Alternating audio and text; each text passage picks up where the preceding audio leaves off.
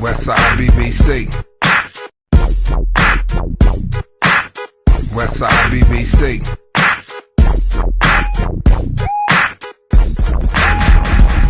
I take a look at myself, I likes what I'm seeing. I'm far from conceited, just a fly human being. I dress, talk, and smell as if I want the world. Learn to steal, and that's real once it attracts the girls. My sunshine, spend time, margarita twisted with lime. Half baked in these DC streets, and if you can't stand the heat, ain't got to tell you about the kitchen. Sin City living, how you twigging and itching. Stealing for a living, cause the city, the frequency is a hell of a stench. Until he raised the grins, taught him how to steal, land both sides of the fence. Gave him a gun and told the rabbit to have fun, not just counties, boundaries, mountains, time zones, 41 states, crypt in, 15 pimped in, and look at me mama, I'm still dipping, rest till I die, nigga try me, fuck a IV, they got 48 hours to find me, burn the whole crime scene, and all they know is he smoke good greens, and live by all means, with the heart of the whole team, you think it's easy to flip from sugar to shit, smoke up the scene and burn rubber and weed with it, designed for the 3 energy in it, east side, you see the West LV represent, explicit, and if y'all think I came to talk pimp shit, bitch, you got me twisted. It's 3ANGSTA period, and I just look like this. I tell them I just look like this. And Lord knows I ain't never been a punk about shit. I live the G-code where most of y'all niggas just talked it. Kicked in doors and pimped hoes, where the G's at, cause this ain't the Lancey Street. Please believe that. Cause fucking with me, you get P shit, G shit, West Side 3 shit on 1P, bitch. My rock and roll, lock and load, and ain't no bluffing. When them niggas talking loud and ain't saying nothing.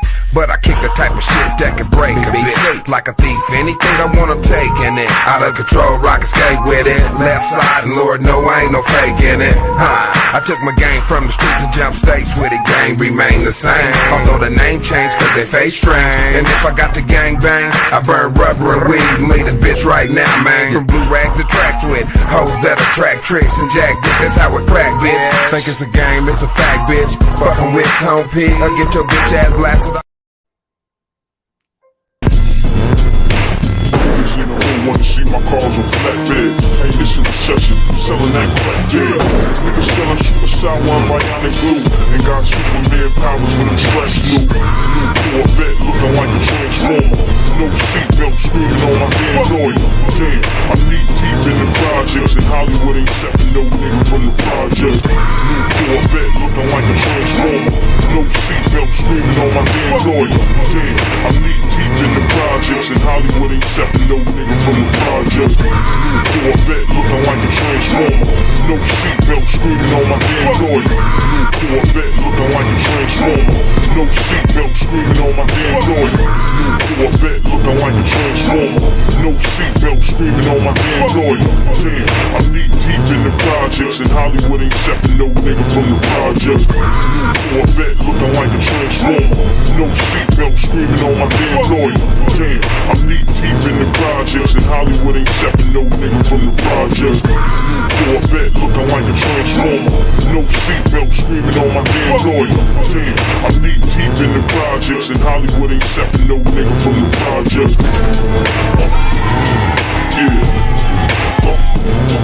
Yeah. John Dillinger shit. Corvette looking like a transformer.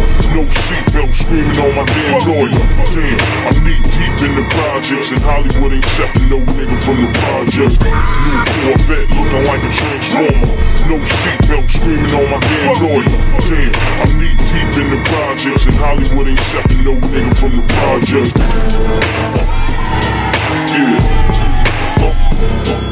Yeah. John Dillinger shit. Niggas in the hood wanna see my cars on flatbed. Hey, this is a recession, selling that crack, yeah. Niggas selling super sour and bionic glue, and got Superman powers when I'm stressed new. New Corvette looking like a transformer. No seatbelt screaming on my damn lawyer. Damn, I'm knee deep in the projects, and Hollywood ain't accepting no nigga.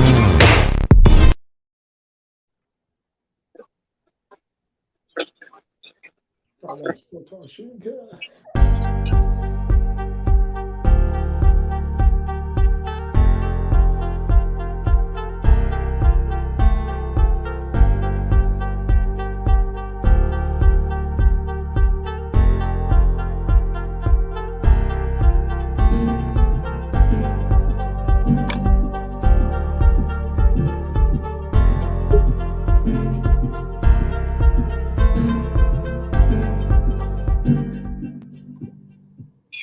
Good evening.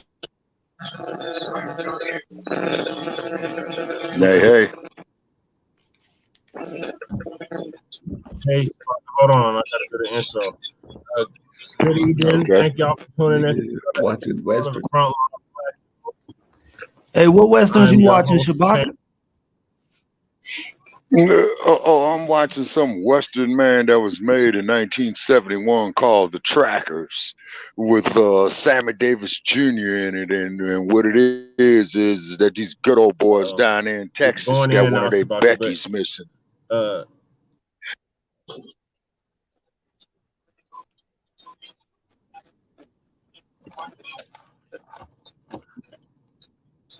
Hold on, Shabaka. I gotta do the intro.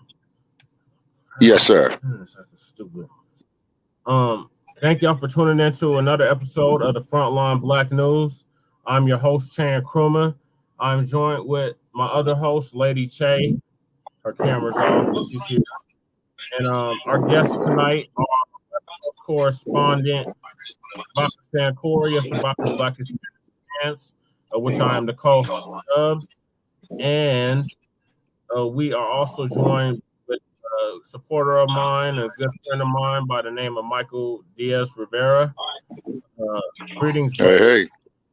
Queen. How are y'all doing?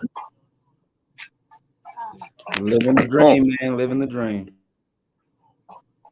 Yes, sir. Okay, can you hear me?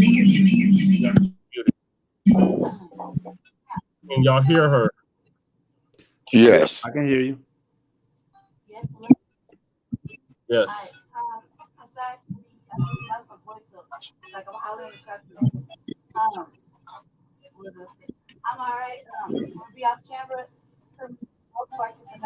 No, not really well, but I'm here present to get it. All right. Shabaka, Yes, sir. introduce yourself. Yeah.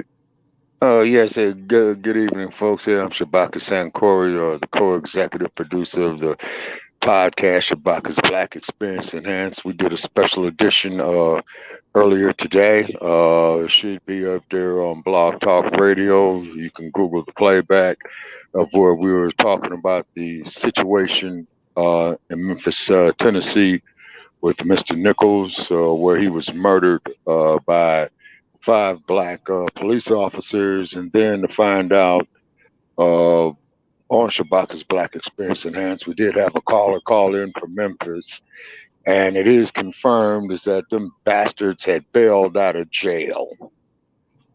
Yeah, that's one of our topics tonight.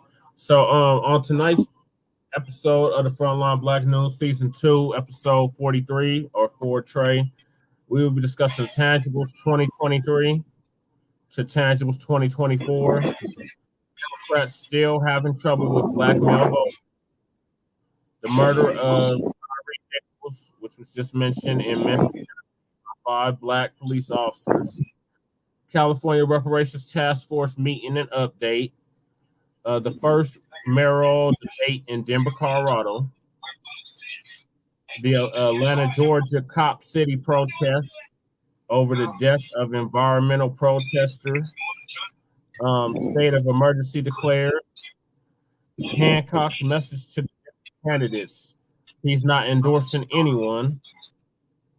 Denver City Council meeting on Park Hill Golf Course and general public comment, and Unhoused Neighbor News and Unhoused Neighbor Suite. So I'll get us started. Yes, sir. Year in the decade of tangibles. We are demanding something tangible for our vote. So any politician, including myself, who is seeking your vote, demand something tangible for your vote, Black family. The days are over of us just voting just to be voting. The days are over of us being fear-mongered into voting. If we're going to vote for an agenda and a cause. And that agenda is the Black agenda. And that cause is reparations, $100 trillion for past, present, and future atrocities this United States government, this corporation known as America, continues to put our people through in 2023. So we're going to discuss that right now. So I'm going to give you all a refresher course on what the tangibles is all about. going all the way back to 2020, when a brother by the name of Tariq Nasheed came up with the hashtag Tangibles 2020. And in that, he was describing tangibles were and what we plan to do. So I'm gonna give us a refresher. So back in 2020, brother by the name of Tariq Nasheed came up with the hashtag Tangibles. And back then, as you all remember or should remember, we had a presidential election coming up. So now it's 2023, and the next presidential election is going to be in 2024. Change 2020 to 2024. The 2020 presidential elections are coming up. And foundational Black Americans are going to reject the us now whole neglect policy that has been implemented by the political. Somebody got feedback. Okay, is that coming from me by any chance? It might be. Hold on a second. Yeah, it is. Yes, Wendy. Okay, wait a minute.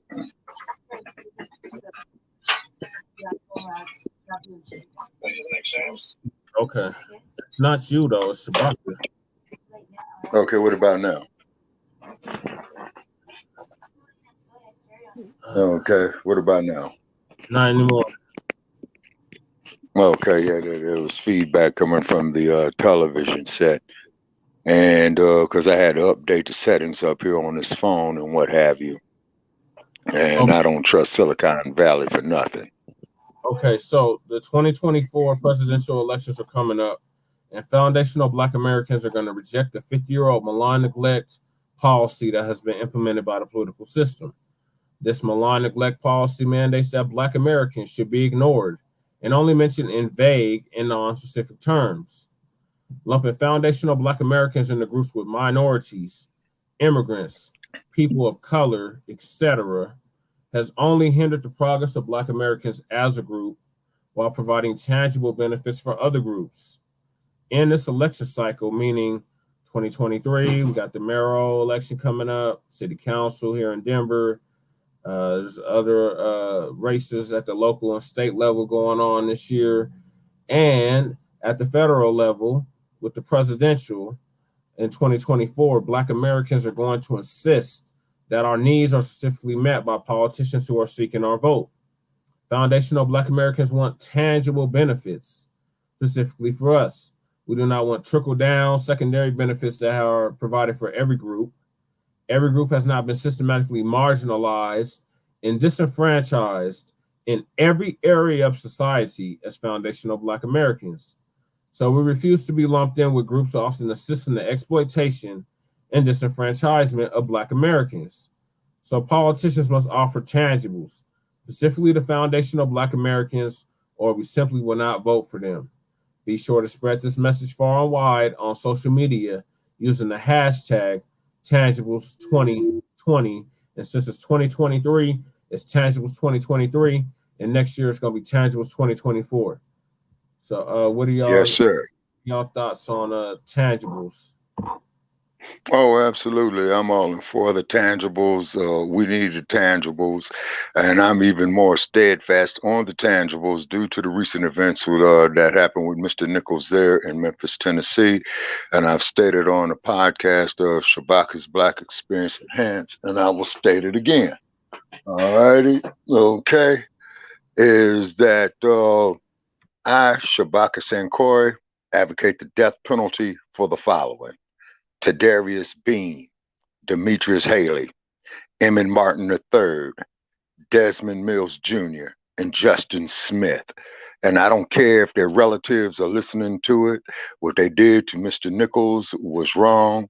And this is the more reason to reinforce our need for the tangibles, is because what this was systemic racism. What they had is, as Brother Malcolm said, is that you had the field Negro and you had the house Negro. So I hope every last one of these house Negroes get the death penalty, and I don't care about nothing that they're related to. The raggedy ass broads who went there and bore these bastards, she should have swallowed. And fuck these tricks. And there's their names right there. And then it has been confirmed, Brother Che, that they did bail out of jail. All right. Yeah. Thank you, Shabaka. What are your thoughts on this, Michael? It sounds good, but I'm about uniting with all Africans. Okay, I can dig it. Oh, yes, sir. I could dig that as well. Africans ain't about uniting with us. So we have basically said Pan-Africanism is a myth, it's dead, and we're gonna focus on ourselves because all these other groups, they come over here, they focus on themselves, they don't focus on us. So literally, foundational Black Americans, American descendants of chattel slavery, the people that built this country, the people who the wealth of this country was generated off the backs of, are saying, look, if you want us to vote, we're gonna demand something tangible for our vote. The days are over just voting just to be voting. That's all we're Right. This claim. It's our specific claim with the United States government. We're not excluding the diaspora. We're saying, look, sue your colonizer. Our colonizer is the United States government. So whoever colonized you, Right. vote for them. All right. And if I may interject. Hold on, Lady Che got Okay. something. Oh, yes, sir. That's always been. They can hear me clearly. My thoughts is this: that it's nice to want to unite with all of our brothers and sisters all over the diaspora. However, when it comes to reparations and cutting the check, it only really. I'm not really all off. It's only really in regards to the people trace the lineage all the way back to chattel slavery. And that's what separates it. Other than that, yeah, we can kumbaya, we can hold hands, we can hug it out, we can be friends, and with all our Black brothers and sisters from all over, from all over the diaspora. But in here in America, in the USA, right now, the only thing that is interesting, or only thing that foundational Black Americans are interested in currently is the check. And that's for the beneficiaries or the descendants of chattel slavery, are the people that built this country. So I think that in other countries, right now there's always a debate. Well, I'm Black and I live here and I've went through this and that. That's great. It's actually a terrible tragedy. However, if you can't trace your lineage back to chattel slavery, then you don't qualify for this particular portion, which is reparations. Other than that, we have other work to do, and we need everybody's help, just like they needed our help. Now we need their help. It's not often reciprocated. It's just a lot of things when it comes to foundational Black Americans. The work is never reciprocated. We go just even in this election, Jesse goes above and beyond the call of duty, and nothing is ever reciprocated when he needs it. And that is a real fact. He can help put other people out in their position 4 years back, but when it comes to him needing help, or 4 years, 4 years now. 4 years back, when it comes to him needing help, no, but they got the audacity to ask for more help. You know what I mean? So it's never reciprocated, and that's a shame. That's what we should learn if we're gonna hold hands and be friends and love each other this year. We should learn how to be reciprocal. People should be like, hey, if I help you when you need me, but don't ever say, hey, I got you when you need me. And they don't really mean it. That's what I've noticed this last little couple of months, right? Yeah. Yeah. So I also think that the other colonies, the other countries, they need to take note from what's going on here. It's a movement, it's spreading. So I feel like if you need help with your reparations, holler at the United States for help. Because there's some countries that don't know what to ask for. And they're CARICOM. Yeah, CARICOM, whatever. is gonna allow those black people. And they don't include us in CARICOM. No, they don't include us in shit. But that CARICOM is gonna rate them of what they're due too. If they can get away with if you don't seek the right help and do the right research, your colonizer will continue to oppress you and only give you the substandard of things that you're asking for, which is nothing. So if you need help, holler at the United States. We'd love to help you some more. No, right? Don't holler at us. Follow our example. Yeah, you know what I mean. You know what I mean, though. If somebody was asking for help and they're gonna get raped in their own country again, wouldn't you want to offer them a solution? And since we are the leaders in the fucking world, the free world, everybody follows the United States. Mm-hmm. Wouldn't you want to say, okay, look, you might want to ask for this amount of money, or you might want to ask for this, you might want to mention this fucking apology, that type of shit. Yeah. Also, if you can't do it here, hold your own motherfucking nuts. Right. You know what I mean? Right. That also too. I think that this is the time. This is when we talk about tangibles and FBA getting what they need. People who are not on board with this shit should sit it the fuck down, because it's gonna happen, and we're making a positive movement. We're not taking no for an answer. We're not gonna keep waiting and waiting. This is like the force is pushing for reparations, but not no minuscule amount. It doesn't make any difference. That wouldn't make a difference in your lifetime. We're talking about generations and generations of denied wealth. Mm-hmm. I mean, legacy growth. I mean, it's just no amount of just think about COVID. COVID right there should be included. And you see, they didn't have no issue issuing out them checks. No. Yep. Now, if I may interject, you know, that you're right, is that on the Pan-Africanism trip, okay, brother does have a point right there, okay, it's because as we know, 100 years ago, Marcus Garvey had advocated for it.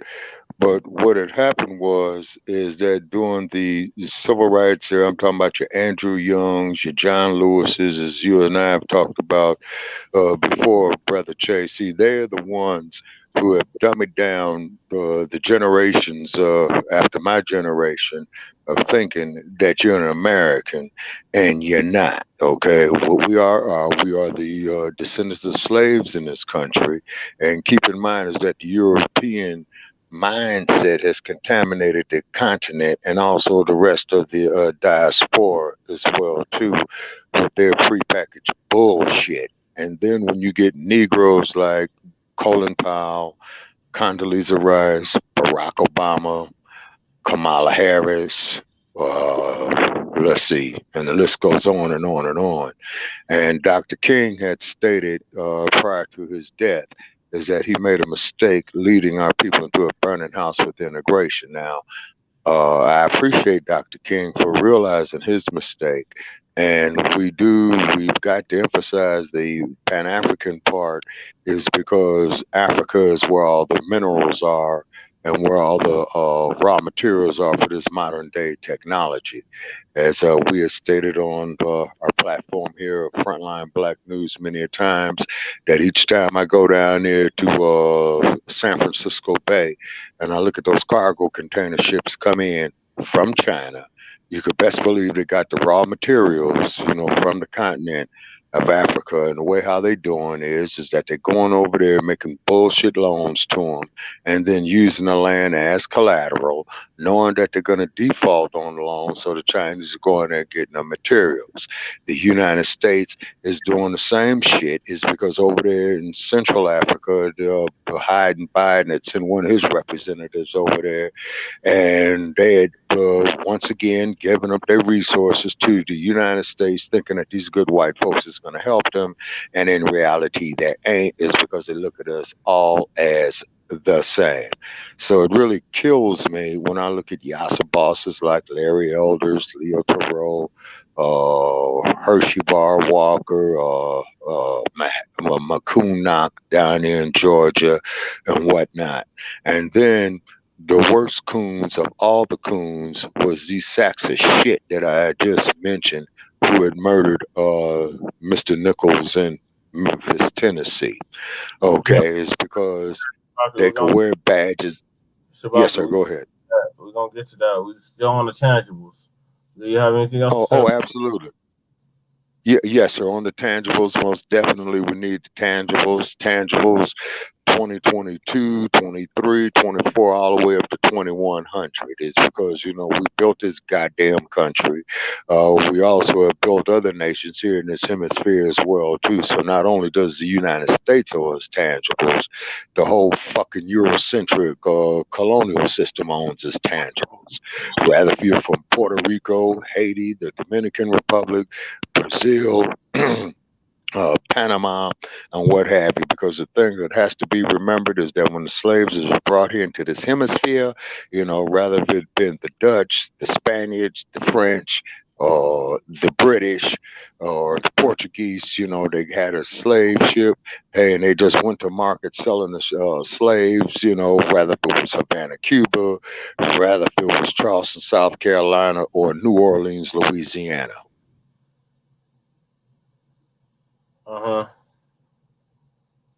Yes, sir. So definitely we need the tangibles, without a doubt.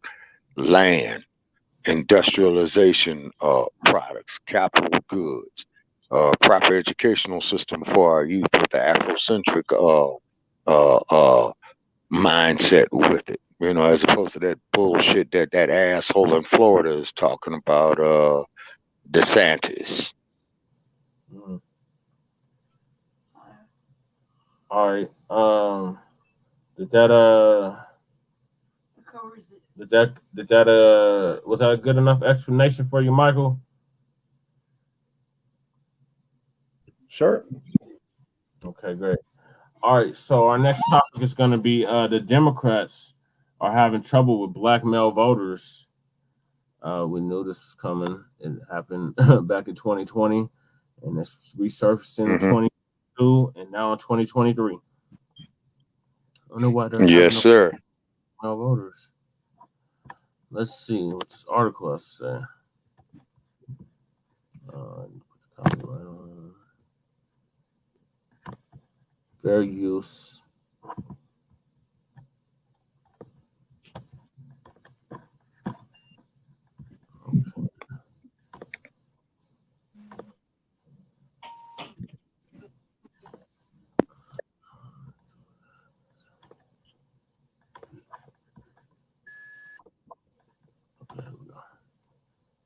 All right, so this is from U.S. Today. Shout out to Newsbreak. Democrats have a problem with Black male voters.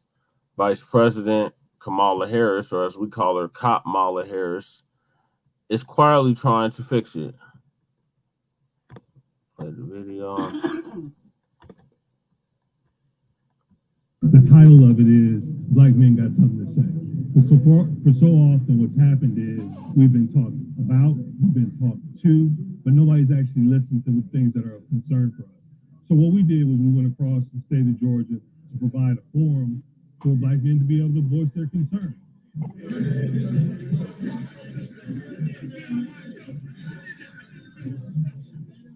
Violence, crime is a big issue, safety, and how that's going to be addressed. Another thing that we're hearing quite often is the amount of money that goes into programming that, you know, is to put into place for those different things that they talk about never actually gets to the organization that can do something about it. There's not enough focus on the Black father. In my personal opinion, you know, if we were talking about politics, every study is kind of flawed. There's a difference between a white man and a white father. There's a difference between a Black father and a Black man. And right now, when it comes to politics, there's not enough focus on fathers all around. As a father, a full custody dad, image is everything. What your kids hear and see determines what they decide in life. And there's nothing but yelling and screaming. Trump did not give people a chance. Either you do it this way or the highway. And what did it for me is the very first day he stepped in office. There was 10,000 people outside. He said there's over 1 million. You know, so if somebody's going to begin with a lie, they're going to continue with it. The two big things is the student loan debt, like you said, and gun control. Because one, the student loan debt, because I get that it's has to be ran a certain way for funding and things like that. But then again, like a lot of students want to go, but they can't. because the money is in the way. In terms of safety, I definitely say gun safety, because in terms of crime and public safety for young voters, most of the young ones are just in the ending stages of high school or about to leave high school. So when it comes to like the safety and stuff, what I can say is like it's been an increasing amount of like of disruptions during like the school day, where students would have to, I wouldn't say fear for their lives, but it's not an ideal environment that a lot would want to be in. So I think that those are the two main important things. Like for me,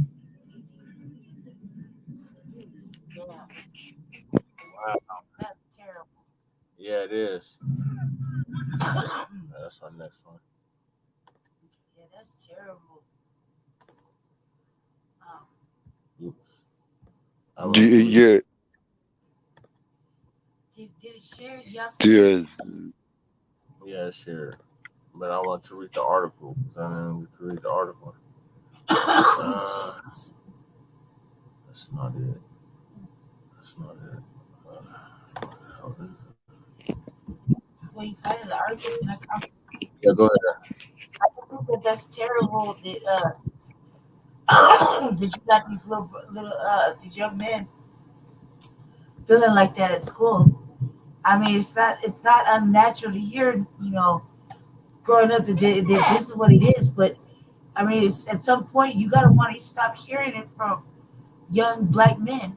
You know, they're having a hard time. They want to study in peace. They don't want to keep getting disrupted.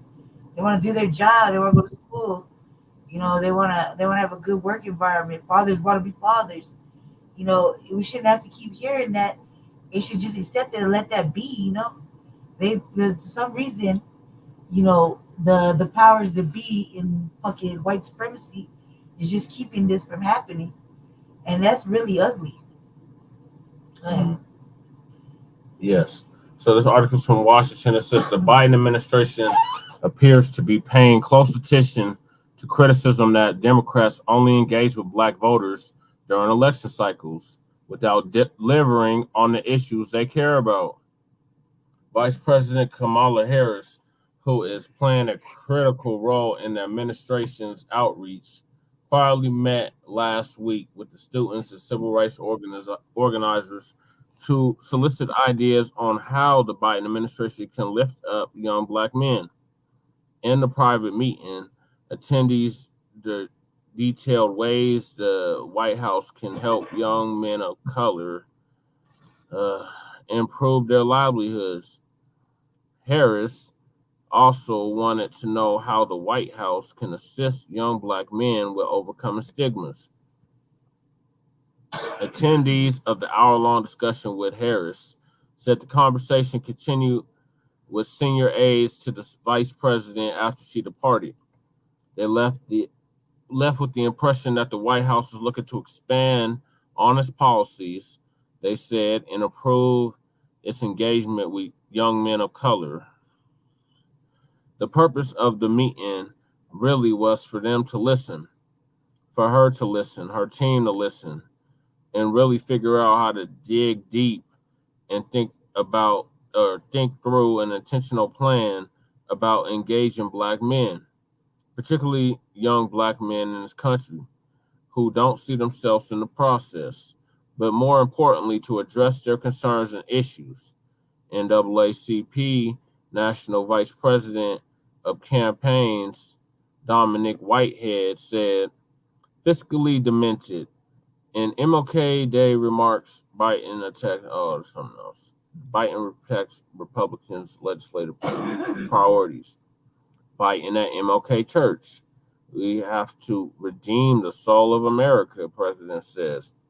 Whitehead said the vice president told attendees that she would listen and take back everything that you listed and figure out what is our game plan as the administration builds out a strategy attendees can be involved in. Harris and her team are adamant about keeping the more than 30 participants apprised of what they do and what they plan on doing, said Tyre McMillan, the current manager of State Outreach Credit Union National Association and a civil rights organizer.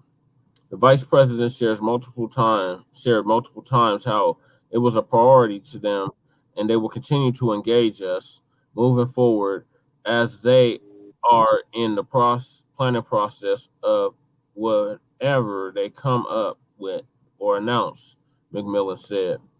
The office of the vice president declined to comment to U.S. Today's story. Biden's recent outreach to Black men.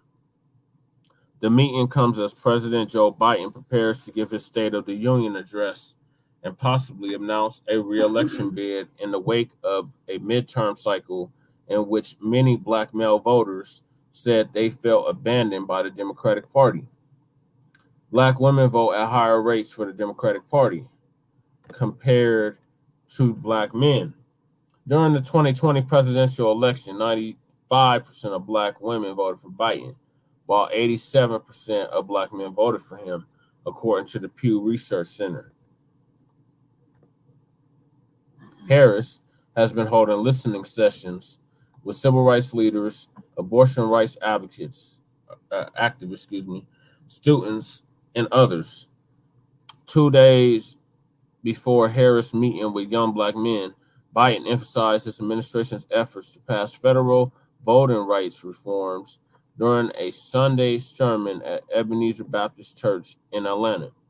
The following day, at a Washington, D.C. breakfast hosted by the National Action Network, a civil rights organization founded by the Reverend Al Sharpton, Biden spoke at length about policies his administration put in place that are intended to improve the lives of Black Americans.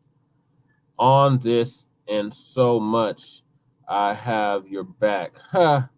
Biden told breakfast attendees. Yeah, you have our back, all right. Yeah. Yeah. Okay. Yeah. Well, once again, that there's, just feeding us a bunch of bullshit, man. Again, they don't have our backs. The only thing that these Democrats are interested in is more incarceration of Black males. It's because none of them is sitting up here emphasizing a program where Black males can come together on a collective basis, commercially, economically, educationally, and politically. And as they said, that they mainly target the women in elections times anyway. And then in some states, like if you're on parole or a convicted felon, which affects Black men on a great basis, you're ineligible to vote. But however, you can vote in California as long as you're not on parole. Some states have it where if you're a convicted felon, even if you plea bargained it, you can't vote. Yeah. See? So for Black males, unless they're voting for Jesse Paris as mayor of Denver, and like candidates like Mr. Paris, voting for us as Black men is a waste of time. What we need is the economical power. You see what I'm saying? And what we need is some capital to put our own selves to work and coming up with some business plans. And also, too, the main thing is getting our young Black male youth up out of these public indoctrination centers, is because all of the social ills which affects Black men and young Black men in particular are implanted in them in the public indoctrination centers. Right, Shabaka. So I was going to play this Biden, and then I still got more article to read. Yes, sir. We're humbled being the first civil president of the United States to have an opportunity to speak at Ebenezer Sunday service. We've been around for 136 years. I know I look like it, but I haven't. I'm God-fearing thanks to my parents and to the nuns and priests who taught me in school, but I am no preacher. but I've tried to walk my faith as all of you have. I stand here inspired by the preacher who is one of my only political heroes. Dr. Martin Luther King was born in a nation where segregation was a tragic fact of life. He had every reason to believe, as others of the generation did, that history had already been written, that the division would be America's destiny. But he rejected that outcome. There's always hope. We have to believe. Ladies and gentlemen, that was Dr. King's path to keeping the faith. It must be our path.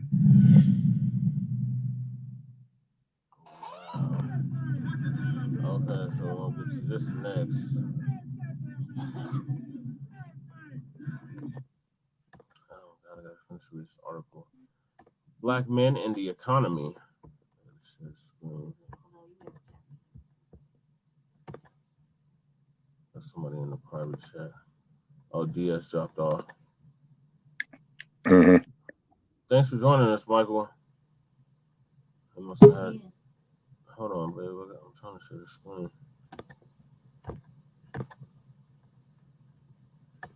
All right, Lady Che, you're back with us. Said I gotta roll, y'all. Good night. Okay. All right. Well, thank you, DS, for joining us. Feel free to come on anytime. All right. So back to this article. Black men in the economy. Systematic racism and inequalities in the criminal justice system have long hindered Black men's employment and financial security. Black men are one of the highest or hardest hit groups economically during the COVID-19 pandemic.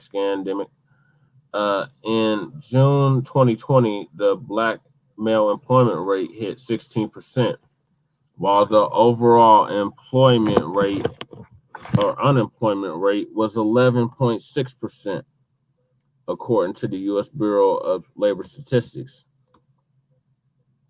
Whitehead said the vice president's office approached the NAACP, which ultimately sent more than a dozen of its members to meet with Harris, and said it wanted to speak with Black men ages 18 to 35.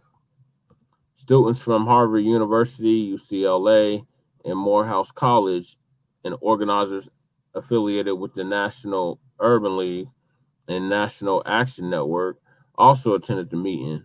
So did climate activists, union workers, and individuals affected by hurricanes in Puerto Rico.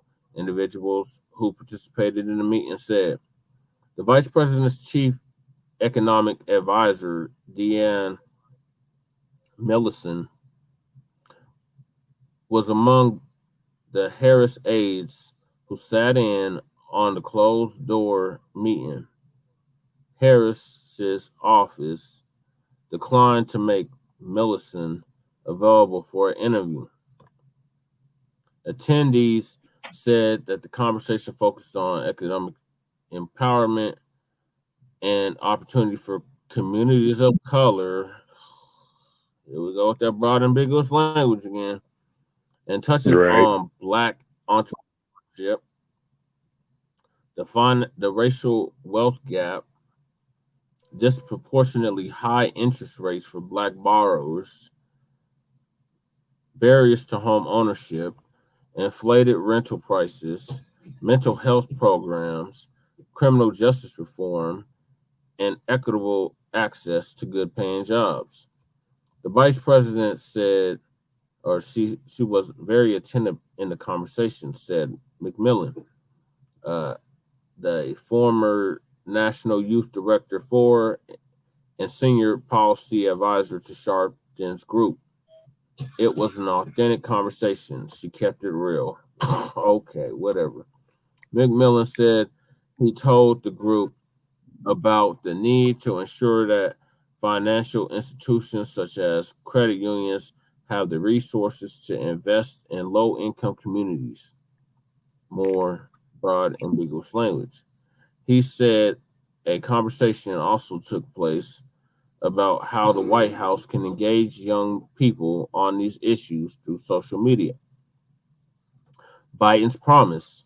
Some of Biden and Harris's promises to empower Black men have had more success than others. Minimum wage increase legislation that would close the racial wealth gap, for instance, is stalled in Congress. Here we go with the excuses. Legislation stating and expanding the first-time home buyer credit is under discussion, but has not been passed into law. Biden's student forgiveness actions have been blocked by the courts. Okay, ladies, I'm gonna bring you back in. Okay. All right. So once again, Brother Chaz, you and I have discussed online and offline and on our platform as well too. What we got to do is that we got to figure out a way amongst Black men, and particularly, the generations after me, to enhance and secure your financial futures, because it's quite obvious is that the banks ain't going to help you. It's quite obvious is that these sellout ass politicians are not going to help us. We got to help ourselves. And one thing about us as Black men, just like in my youth as well too, we are innovators. Okay.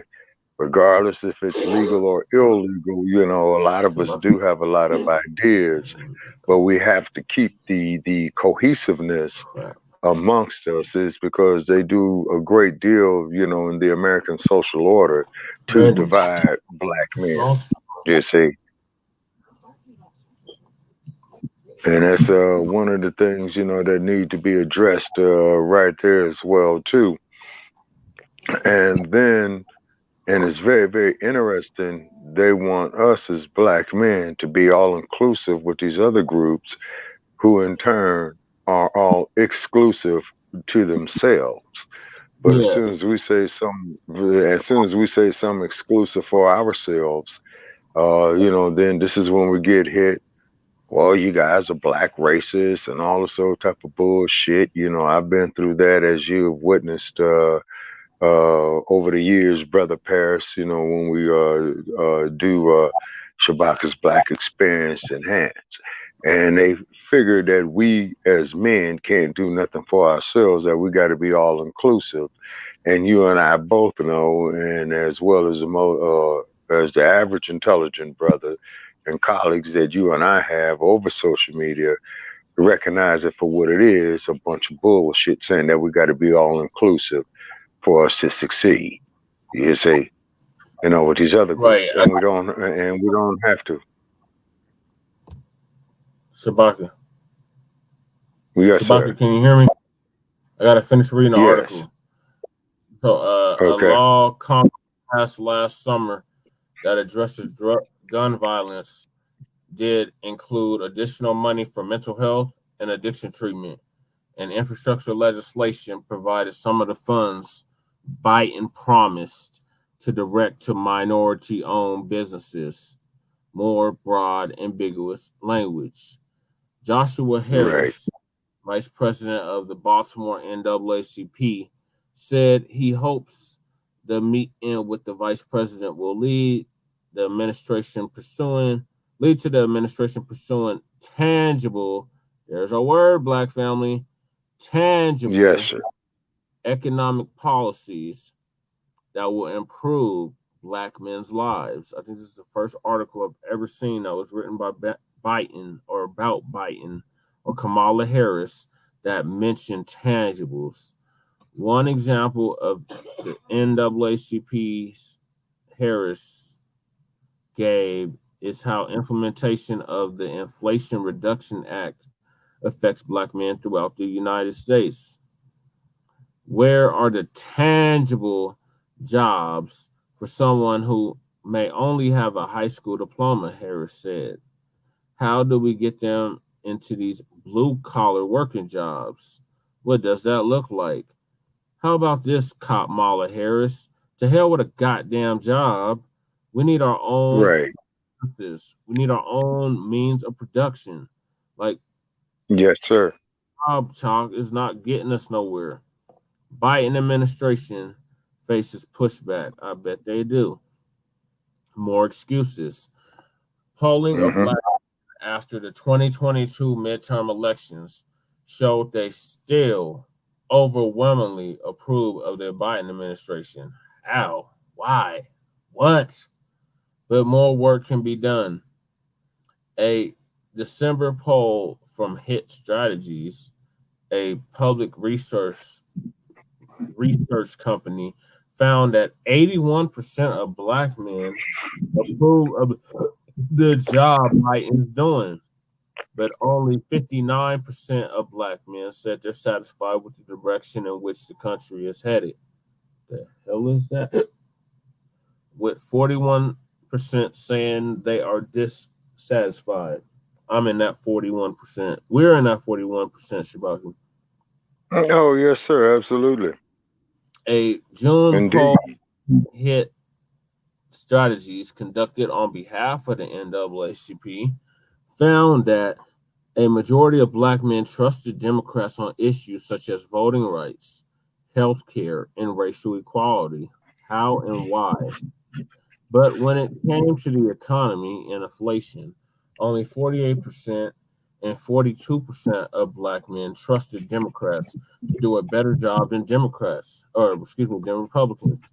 Although Black men are the second most loyal voting bloc for Democrats, political experts have cautioned that they are the swing voters and cannot be taken for granted. Oh, yeah, we've been saying that for how long now? At least 4 years now. What, 3-4 years now? Stop taking our votes for Yep. granted. One of the Yes, sir. people have general outreach to Black voters is that it doesn't start until months before the election, said Jermaine House, Senior Director of Communications at Hit Strategies. W. Mondale Robinson, founder of the Blacc Male Voter Project and mayor of Enfield. Oh, that's the one they tried to run out of North Carolina. Okay. Was not invited to the meeting. That's white supremacists had threatened to kill him or something. They told him he had to get out of the town, and he's the mayor of the town. I think we touched on this either on the Front Line Blacc News or Revolutionary Agenda last year or the year before last. He wasn't invited to the meeting Harris held with the civil rights organizers, but he said that if he were, he wouldn't have attended. I don't blame him. Right. Robinson. Well, you see, hold on, Shabaka. I got a little bit more to read.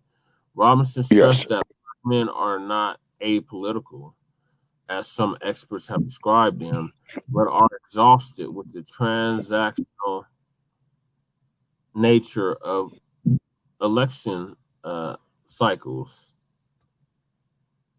People come in our communities 2-3 months before an election talking about proverbial fried chicken and church fans with nothing else to offer us, nothing to address the issue that's really plaguing our lives, he said. And he's right. Like other organizers stressed that Black men need to see the Biden administration pass legislative policies that positively benefit their lives. Yeah, damn Skippy. Tangible. If the Biden administration wanted to engage Black men in a way that's effective, they would have started 2 years ago when they had the opportunity. Exactly. They controlled the House and the Senate. They had no excuse. Right. When they controlled both 3 houses in Washington, D.C. Robinson said they have an opportunity to do something about qualified immunity, one of the leading issues for Black men. Qualified immunity is legal that shields government from civil liability for constitutional violations. Lawmakers dropped qualified immunity from police reform negotiations in 2021. Congress ultimately walked away from talks on police reform, a setback for the Biden administration. especially when Biden at this last State of the Union address talk about don't defund the police, fund the police. Although said that the issue did come up, Harris of the Baltimore NAACP said he would have liked the meeting to have included more conversation on solutions to addressing the harmful impact the criminal justice system has had on Black men. When I say the criminal justice system, I'm not talking about just those who are in jail, Harris said, but the residual impact of the criminal justice system on those who are looking for jobs, on those who need housing. Right. Still, advocates said they view the meeting as a positive sign from the Biden administration. How? To hear that the highest levels of government, the White House, are paying attention to Black men in a more intentional way and understanding and doing this a year before or 2 years before the 2024 election, I think that's a really good thing for the White House to be doing, said House. You old House nigga. What are your article, Shabaka? Yes, sir. On that, there, all what you have read has reinforced our position there, Brother Chad, is that we've got to have some downright tangibles, and we as Black men probably need to abandon the Democratic Party as a collective unit. Also, too, is that amongst us as Black men, we were some innovative so-and-sos, rather if it's the rap music, rather if it's business or ideas or hustles or what have you. But what we got to do is change the mindset of us to stop hating each other. I'm talking about Black men in particular. It's because from my observation, of being in my twilight years, I see that the division that we have amongst Black men, that is our biggest hindrance. This is why these other groups would do so much to keep us divided, because they are aware of the fact is that if we was to unify on a commercial basis, on a trade skill basis, even on a political basis, we would be quite awesome. I mean, I remember the heavyweight champ speaking about that there, man, in the mid 1970s. You see what I'm saying? And as I stated before, in Ebony magazine of the January 75 issue, or January 1975 issue, where Ali had given a challenge to Black men about upgrading the quality of life in the Black community. And yes, we could do it. We do have it. But what it is that you got these hidden agendas, throwing monkey wrenches in our work, such as like Kamala Harris, the alphabetized agenda, these coon-ass politicians and sellouts like Hakeem Jeffries, Hershey Barr, Warlock, the brother that just passed away, John Lewis, figuring is that the only way for us to advance is through with integration. And I know better than that. And right. I know better than that. But what we got to do is we got to build up a bond of trust amongst ourselves, as we have stated on the Shabaka's Black Experience Enhanced and here on Frontline Blacc News, is that we got to get the cohesiveness going on. You see what I mean? You got to have the cohesiveness. We got to have the cohesiveness, It's because, a lot of the brethren, they like to set trip. Well, I don't dig you because I'm from New York and you from Los Angeles. I don't dig you because you from Denver and I'm from Cincinnati. I don't dig you because you from Oakland and I'm from New Orleans, Louisiana. See, that type of shit. You see, we got to put that there aside. But you have to keep in mind is that all these other groups, they witness this shit and they do as best they can to keep the division amongst Black men. You say, but I'm not saying that we're dumb. I'm just saying is that the pressures of our lives as Black men has been overwhelmed so much that we, on a collective basis, are not in our right mind. I mean, look at Leo Terrell and Larry Elders, man. Yeah. Okay. I mean, look at them. But getting back to the article, Shabaka, what do you think about what Harris, not Kamala Harris, but Harris of the NAACP chapter had to say? Okay. Well, I can respect, what he's saying on that, but the NAACP, the Congressional Black Caucus, in these contemporary times now, in my opinion, are obsolete. Is that we got to open up a Black Men's Forum, you see what I'm saying, to come together and do for ourselves. You see, like what you're doing, running for mayor. Yes, say, what you do every Sunday when you go out there and help the people in the senior citizens apartment, with the food. He said, the work that I have done, going out here, registering people to vote, things of that nature right there that I've done over the course of my lifetime, speaking to some of the youth, trying to develop our own businesses, you see, is because the trade unions, used to be systemically against us. The painters trade, sheet metal workers trade unions, uh, carpenters, electricians, you see what I mean? Yep. And what have you. And what we got to do is pretty much get our agricultural and technical skills back, is because in this day and age, with all this syntheticism going on in the food chain, in the air, the GMOs, it's going to be up to us to take care of ourselves. We appreciate, the George Washington Carvers, the Dr. Daniel Hale Williams, what have you. But, we got to take the more of a hardline approach, is that, hey, we're doing for ourselves. Now, let's look at the NFL that's coming up. Okay, as you know, you're getting ready to have one or three major football events that's happening that a lot of Black men contribute to the wealth generation of it. What every Black male NFL player needs to do with this AFC, NFC championship coming up, between Kansas City and Cincinnati in the AFC, and in the NFC, Philadelphia and San Francisco, every Black player needs to walk out on that field at the start of their game in their street clothes, take their helmets, take their jerseys, take their uniforms, and throw all that shit on the 50-yard line and say, guess what, goddammit, we're tired. And,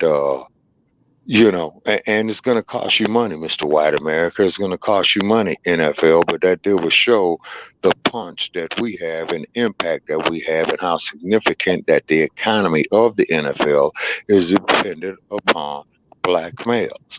And I'm of the opinion, if we formed our own leagues in basketball and in the NFL and Major League Baseball, just off the amount of talent that we have in sports, I think the general public will come to us before they go to the NFL. Right. And what will really put it to the test, is if the Black players did that, in the AFC and in the AFC and in the NFC championship game, watch how fast those sponsors run and withhold their investments on investing on the Super Bowl. Yeah. Yeah. Say, and I would love to see that experiment there implemented, and then that they would show the true flex that we have, as Black men, and then in addition to, getting innovative on doing jobs, that the main thing is that we got to curb and reverse the self-destruction that we do to ourselves. Guys like Leo Terrell and Larry Elder, we just simply turn our back on them. Right. See, because they're sick.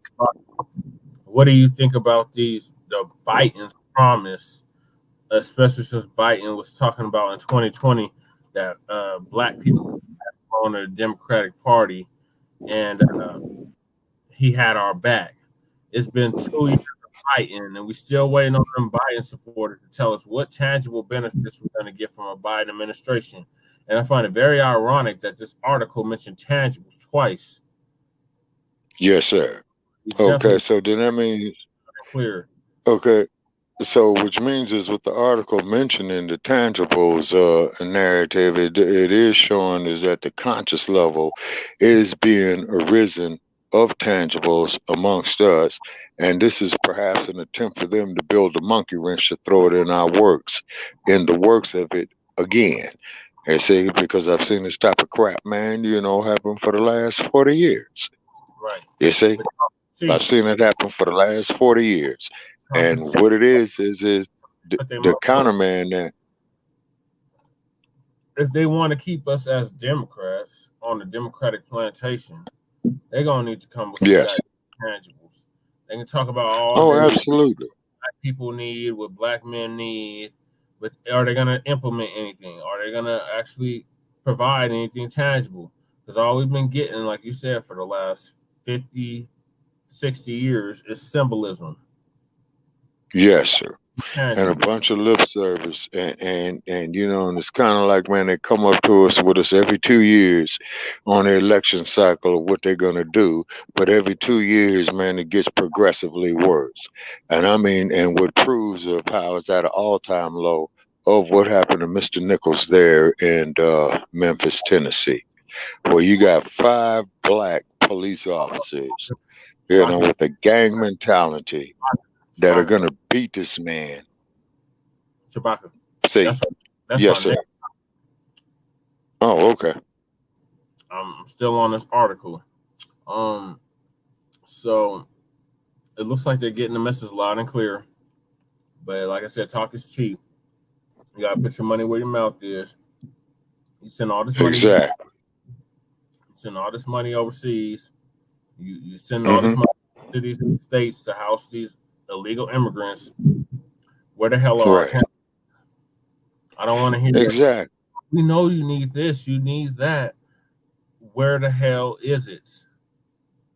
Exactly. Voting for you. You gotta do something tangible, period. Yes, sir. And I think we only had one individual, you know, that did step up to the plate, that stated that he had voted for Biden and that he regrets voting for Biden. Yeah, see, we only had one individual, you know, that stepped up there for it. But however, what is happening is that this society is targeting black women to get away from black men. I mean, look at this shit over here on social media. I mean, look at Hollywood. They're projecting an image of the independent black woman. I don't need no man, but yet though she goes off with white men. You see what I'm saying? And you know, and that there is hurtful. You know, I look at social media with a black woman talk about, well, black men ain't shit and this, that, there, the other, and whatnot. But they want to go off there to Hollywood, you know what I mean, and get with these white guys. And look at the sister who was married to the white NFL football player that beat her up and put her in the hospital. There ain't nothing we could do for her. Nothing. We, you know, out of moral consciousness, we can't step to that sister's aid. You see? You see what I mean? And then these OTB men, other than black men, knows this. You see? So they lure these sisters in with all this bullshit, you see, and they fall for it hook, line, and sinker. Look what happened to a young woman down there in Mexico. Yep. I see, and our hearts go out to her. You know what I mean? And her family, you see, just like with Mr. Nichols, you see, we'll hire more black police officers, you know, to be racially diverse in the way how they beat that man right there. See, so that blows that theory out the water. Yeah, that's our next topic, Shabaki. You keep alluding to it. We get into it. It's going to be the next topic. So, yes, sir. Sorry about that. Yes, sir. It looks like white America, today that wrote that article, like white America is loud and clear that we are demanding something tangible for our vote. Continue to demand something tangible for your vote, black family. Stop. Yes, sir. Because they have pretty little talking points and big pictures with small words, and they use this broad language like people of color and all-inclusive bullshit language. Right. Very I'm not a person of color. I'm a black man in America. Right. So we're gonna hope for their promise, Biden's promise, and Kamala Harris' promise. They're gonna do something tangible for us. Otherwise, we're not gonna vote for them in 2024. And like I said, prior to this, both the two parties can collapse. I don't give a damn. The Democrats can go. Exactly. Because none of them mean Yes, sir. all they are is racism, white supremacy, two wings. Yes, sir. And their whole function Yes, is sir. that and keep when they talk about law and order and the status quo, they're talking about white supremacy. Right.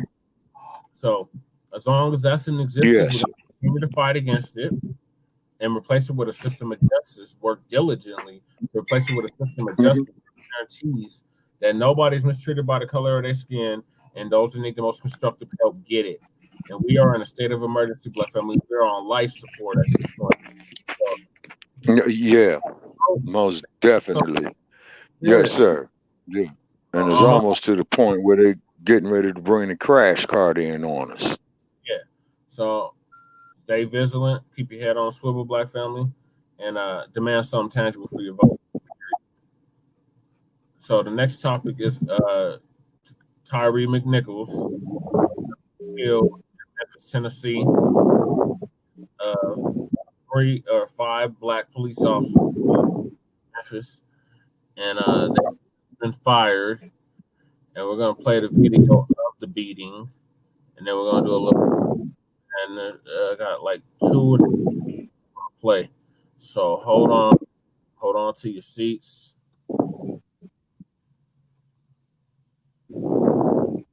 All right. So it says this content has been identified as YouTube by the YouTube community as inappropriate or offensive to the audience. Viewer discretion. I understand. No. God damn it. Oh, yeah. See, so there's Silicon Valley with its bullshit again. Here's the video, y'all.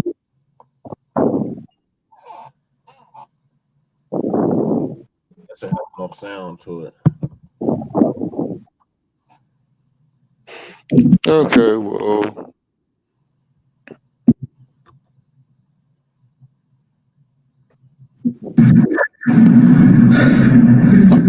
Oh, there's some audio.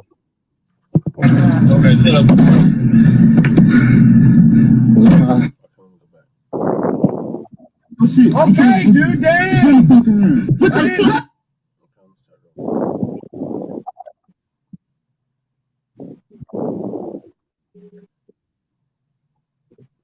So that's them driving to the scene or right. Pull him over. Okay. Police body cam.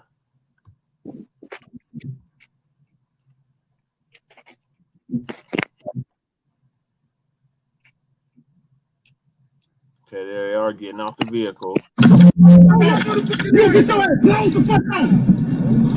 Get the fuck out the car. Get the fuck out the fucking car. Damn, I didn't do anything. Hey, I didn't hurt you. Ass crap. All right.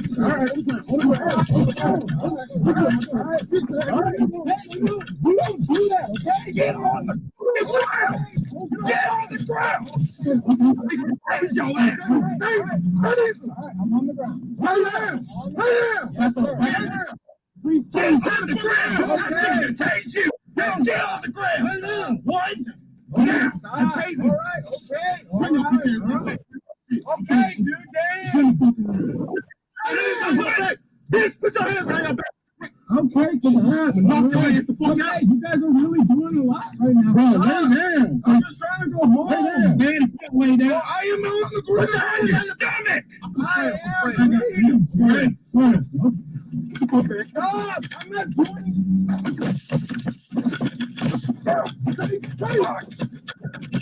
Please.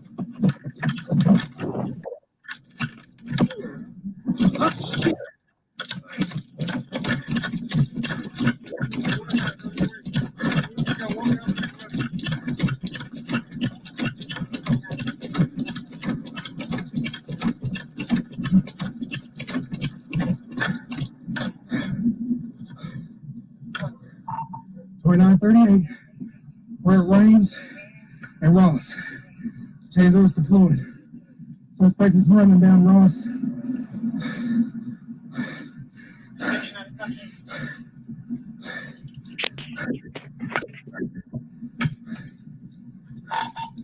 Black male black, slim build, blue jeans, and a hoodie.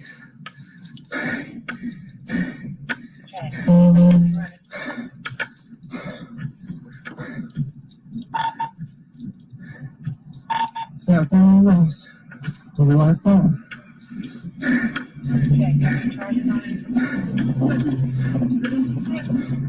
Okay, what's that?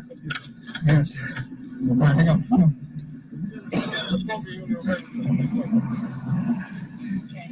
Ready? All right, just 30. One of the punks hit the bastard.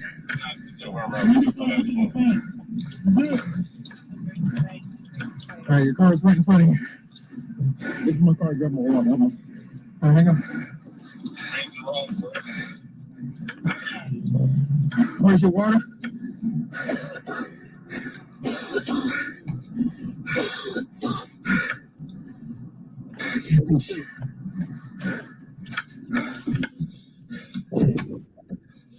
Okay, I got you. Good morning. Ready? Negative 2938. Where are my damn glasses at?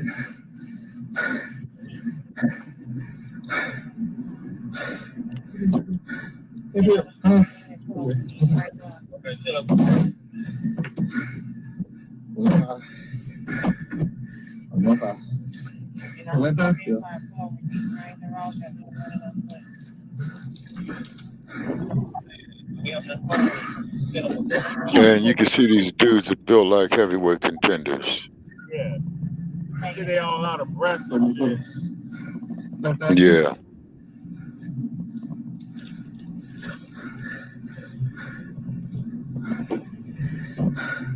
I can't see jack shit. My glasses when he was fighting me.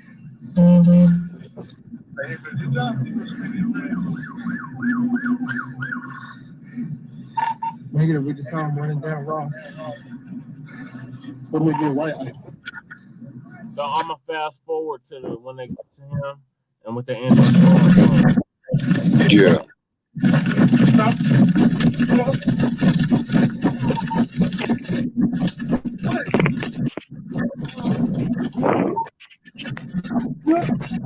And it appears that Mr. Nichols is running in fear of his life as opposed to fleeing the scene of a crime.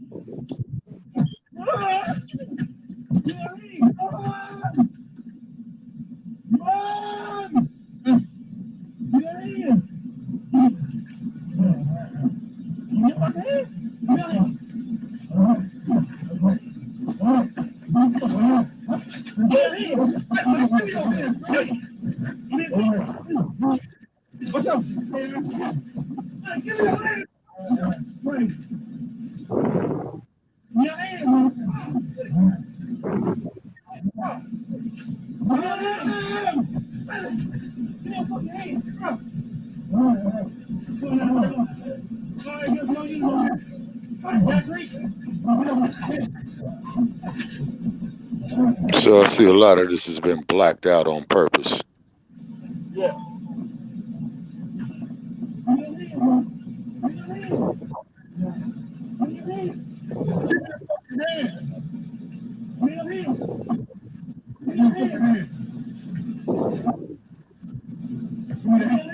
Get your hand! Give me a hand! Turn around! Lay flat! Lay flat, goddamn! All right. Lay flat, goddamn! Lay flat! Lay flat! Lay flat! Lay flat, goddamn! All right, let me fast forward because this is taking too long. But Right. This is them beating him. Throw him on the ground. Okay. Okay. So it's quite obvious they're not trying to effect an arrest here. No, they're trying to kill him. Oh yeah, which they succeeded in doing, and this is why I do not have a problem saying that these sons of bitches deserve the death penalty. And any of you motherfuckers who is out there related to them sons of bitches right there, you welcome to call us at 516-418-5996 on part 2 of the episode that we're going to do on these murdering bastards killing this man. And look, you can see So rather it be your brothers, your kids, your mama, or what have you. right. Fuck each and every last one of them. Looks like there's a And I'm talking. watching it. You see the white cop in between the cars? He's just watching them beat him up like this. Oh yes, sir. He ain't doing nothing to intervene, nothing. Yeah, he's not intervening. He actually starts beating them himself. Yeah. And took out the light skinned one. I guess he light skinned. He black. He starts hitting them with the baton. You know, he hitting them with the baton right now. Yeah. And they're still dragging him. Yeah, so this is not an arrest that they're trying to make. Look how many times he punched him. And he's handcuffed, they holding him, and he getting punched, dragged, kicked, everything. Okay, special circumstance their asses because they got him bound. Mm-hmm. And like I said, that I advocated on Shabaka's Black Experience Enhanced. Made these bastards get the death penalty.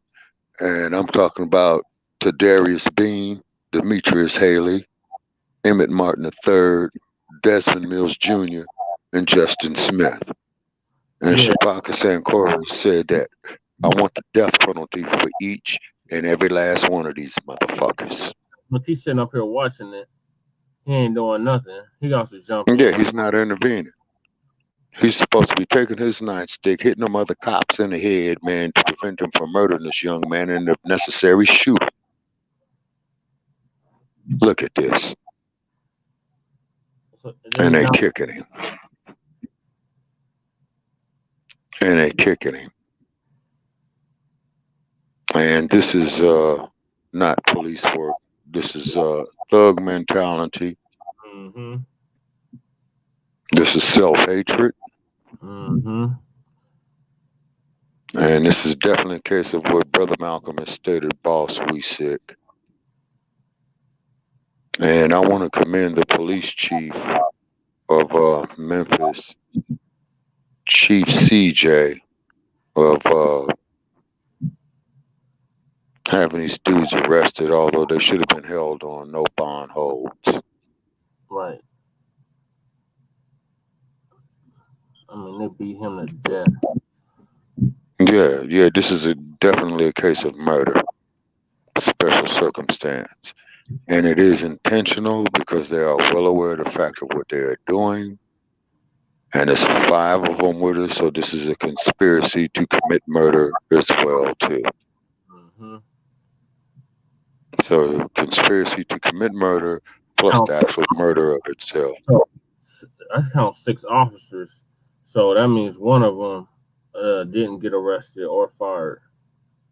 Right, but what that officer should have did, he should have been immediately pulling out a service weapon, shooting these sons of bitches for killing this man. Yes. No, he should immediately be having, discharging some rounds, shooting these dudes. Mm-hmm. Now look at them dragging. And look at this. Man, they dragging him. And they got him just sitting there. Not rendering no type of medical aid. I don't even think they summoned the paramedics. Mm-mm. Okay, so that's another charge right there. Yep. And I think in California, these guys, well, wait a minute, California, they got a moratorium on the death penalty here. I do not know the laws of the state of Tennessee, but however, I do know that they can get the Tennessee. I think they still got. Okay, so Tennessee does have a death penalty. Yeah, I believe so. Okay, and then at the federal level, I think they qualify for the federal death penalty as well too. Tennessee death penalty. And so, like I said, okay, huh? Oh, I was talking to Google. Oh, okay. Tennessee death penalty. Tennessee death penalty.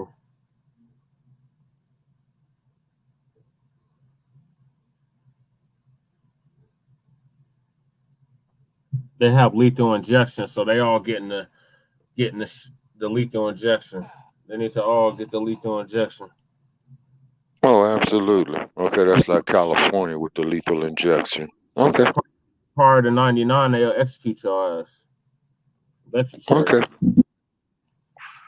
Oh, okay. All right, so they need the lethal injection. And these fools ain't got a leg to stand on because there is no type of defense against this bullshit right here. None.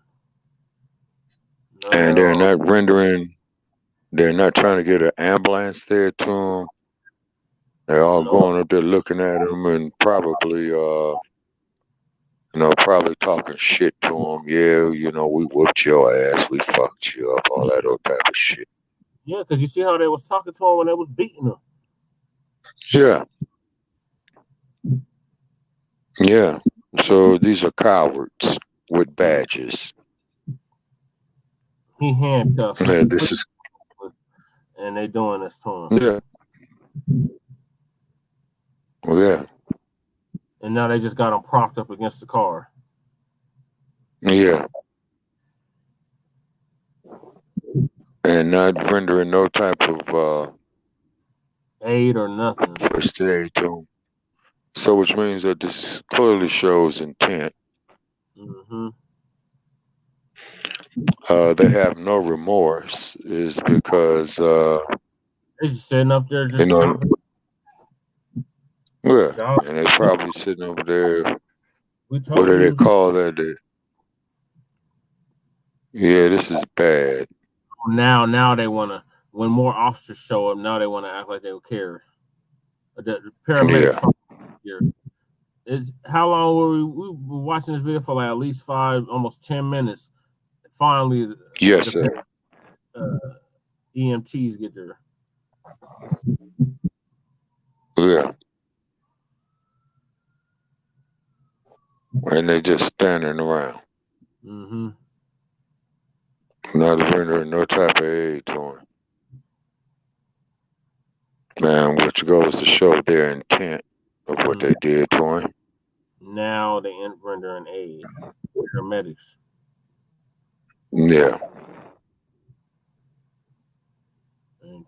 Yeah, these are cowards. Mm-hmm. And like I said, if anybody out there is related to them sons of bitches right there, you welcome to call us up on the next episode of Shabaka's Black Experience Enhanced. And the number is 516-418-5996. And the bitches that bore each one of these bastards, they should have swallowed. Right. Yeah, I'm talking about the bitch that bore you punks. Yeah. That was a gang and style. I want to make that very fun. Yeah. That was straight up gang style. They literally jumped him to handcuffed. Couldn't do nothing. Mm-hmm. Except run. And then when he ran, they got mad about that and decided to take it out on him. Well, but the man was running for his life because they started attacking him. Mm-hmm. Yeah, when they so you getting it? They drug him out the car. They didn't give him a chance to do nothing. They just walked up on the car and drug him out and just commenced to whipping his ass. Yeah. And each one of these is cowards. Mm-hmm. So any of you people out of the Bean family, the Haley family, the Martin family, the Mills family, and the Smith family, I'm talking about your relatives, and I'm also talking about their mamas, okay? They should have swallowed when they conceived these no-good bastards.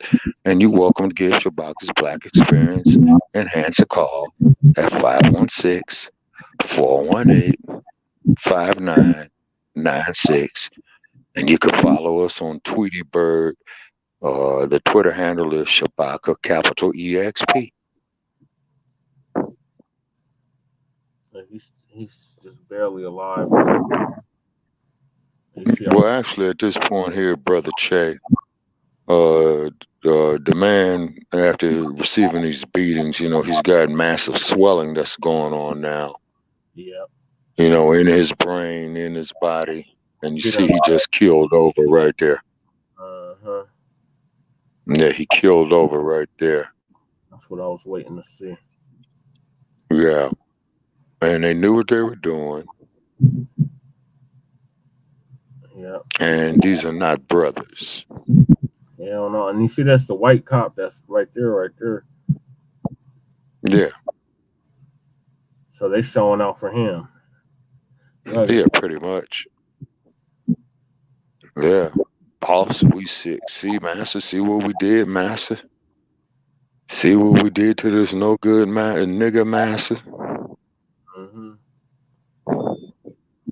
Yeah. And I'm quite sure that every black man in America is disturbed by this. Mm-hmm. Because I got a loved one. Yeah, I got a loved one who told me how bad this was before I saw it myself. And I see what he's talking about. I mean, hey, Brother Che, that could have been you. That could have been me. Yeah, it could have been any of us. Could have been. Yeah. Could have been loved ones, that we know. Yep. Could have been loved ones or friends that we have. You see? And I will equivocate this here to being about just 10% more worse than what happened to Rodney King in the city of Los Angeles. And which makes this worse than what happened to Rodney King in the city of Los Angeles in 1991 is that these police officers were black. Yeah, that's what makes it so bad.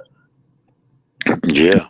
And on that basis, right. And on that basis right there is why I advocate the death penalty for these sons of bitches. And I'm making it plain.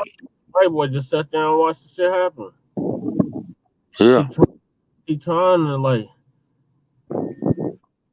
gas. Where? Picked him up. He's still on the ground. He's been on the ground for at least 15 minutes. Yeah. And this is an hour with a 13-minute video. Yeah, I fast forward because. Oh, absolutely. And this is the one that the Memphis police chief had released to the public.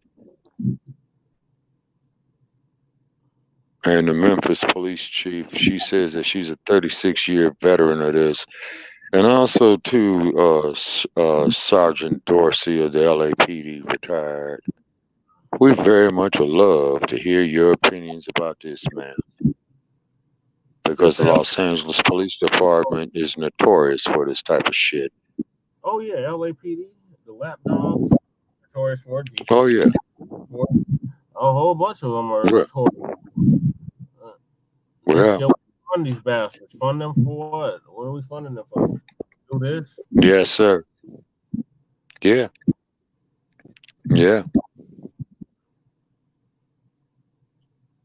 And then you can even see a passerby. It came right there. Who's this individual in this blue car here? Yeah, they hopped out. It's the police too. Oh, okay. That's another pig. Okay. That's one of them marks. Right. So he's on a late freight. I don't see him being culpable of this, but it would have been. Yeah. Flashing all of a sudden, like, we don't want y'all to see what we're doing. Like, like this is a straight up cover up. Oh yeah. I can't see him now. No, I can't see him either. But I do believe he's still laid up against the car. No, I think he got up or something. Yeah. Oh, the white boy is standing and over. then yeah. saying, good job, niggers, to one of your own. He's the only white boy out of like 8 black officers, and only 5 got charged. Yeah. So he's the boss man right there, like what Malcolm talked about. Mm-hmm. Yeah, see what we did, boss? Look what we did, boss. We sick, boss. And this man is not getting no medical attention. He is bound. Where'd the paramedics go? What happened? What happened to them? Oh, finally, here's a Okay, here they come. And for all practical purposes, and I don't mean no disrespect to Mr. Nichols or his family, this is a scrape job like they did with George Floyd. Finally. Scrape job. Like minutes now, 15, 20 minutes. They just now bringing out the stretcher. Yeah.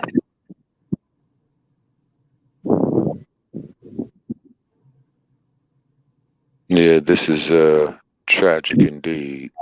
Mm-hmm. So any motherfucker who's related to any of these sons of bitches right here, oh yeah, I'm talking about them, and I'm talking about their mamas too.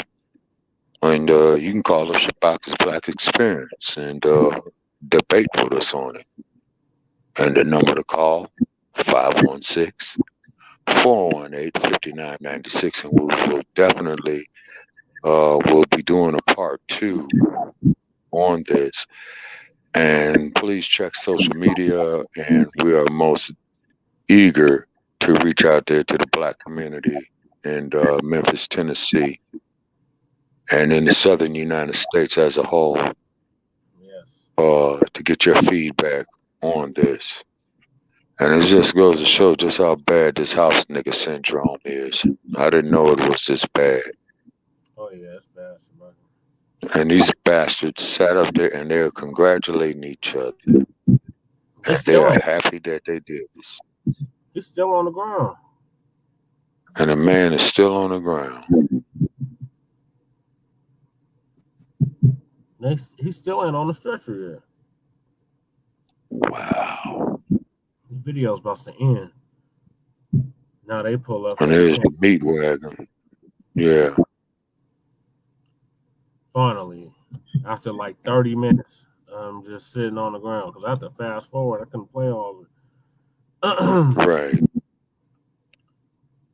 That's an execution, black family. That is what that is. Yeah, that's exactly what that was. That was murder, special circumstance in the first degree.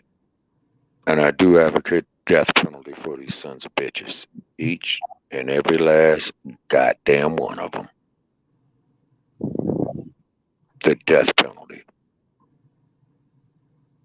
And I'm not going to be in the mood to hear, well, these was brothers. Nope. I'm not going to be in the mood to hear, well, he shouldn't have ran. That man was running for his life. Right. The man was cooperating. And then, they started beating him. They tased him. Yep.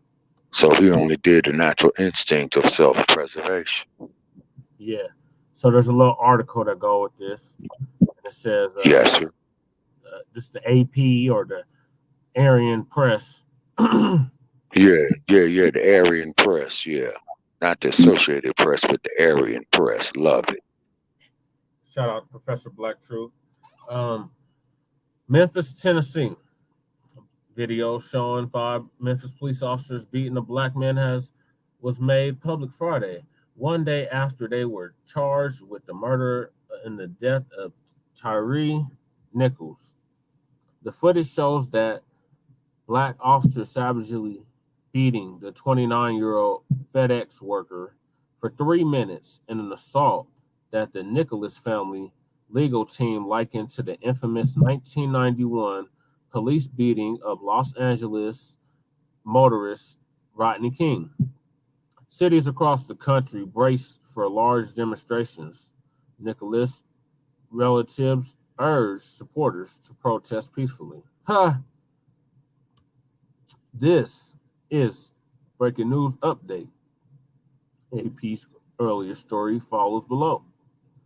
Authorities on Friday were set to release the police video depicting 5 Memphis police officers beating a black man whose death resulted in murder charges and provoked outrage at the country's latest instance of police brutality.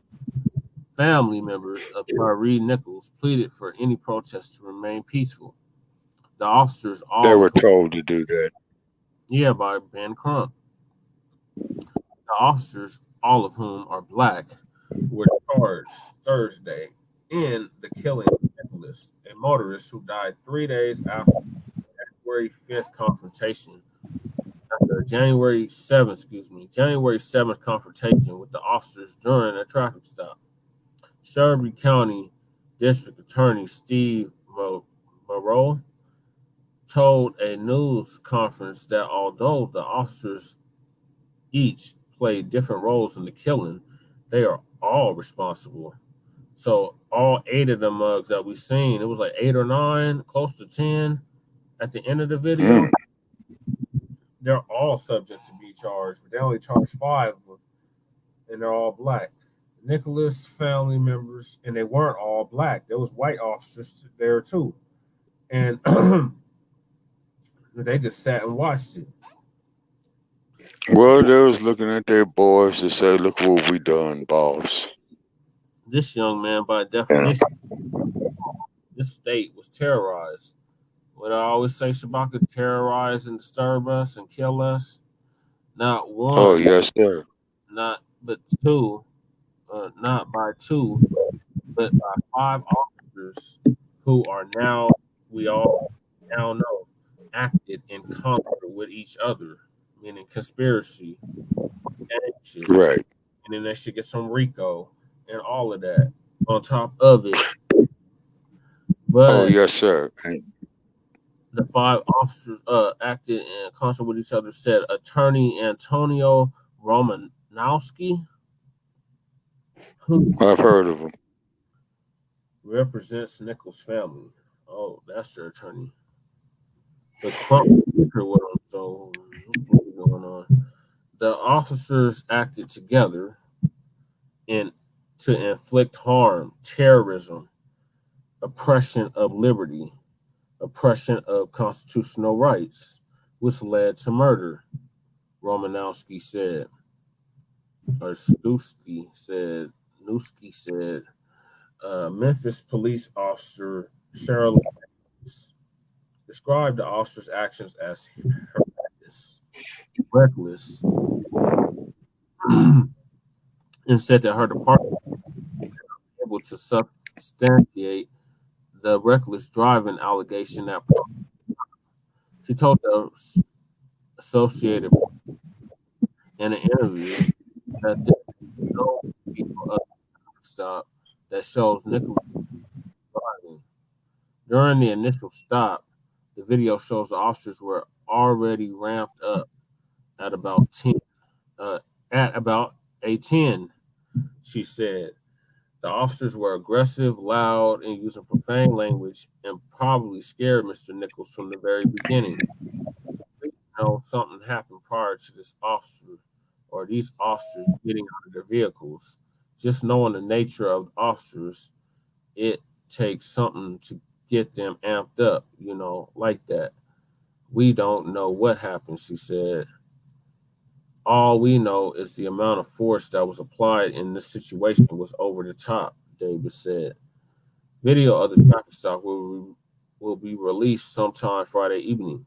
Maroy said, noting that investigators wanted to complete as many interviews as possible before making the footage public. Nicholas' family members viewed the video Monday.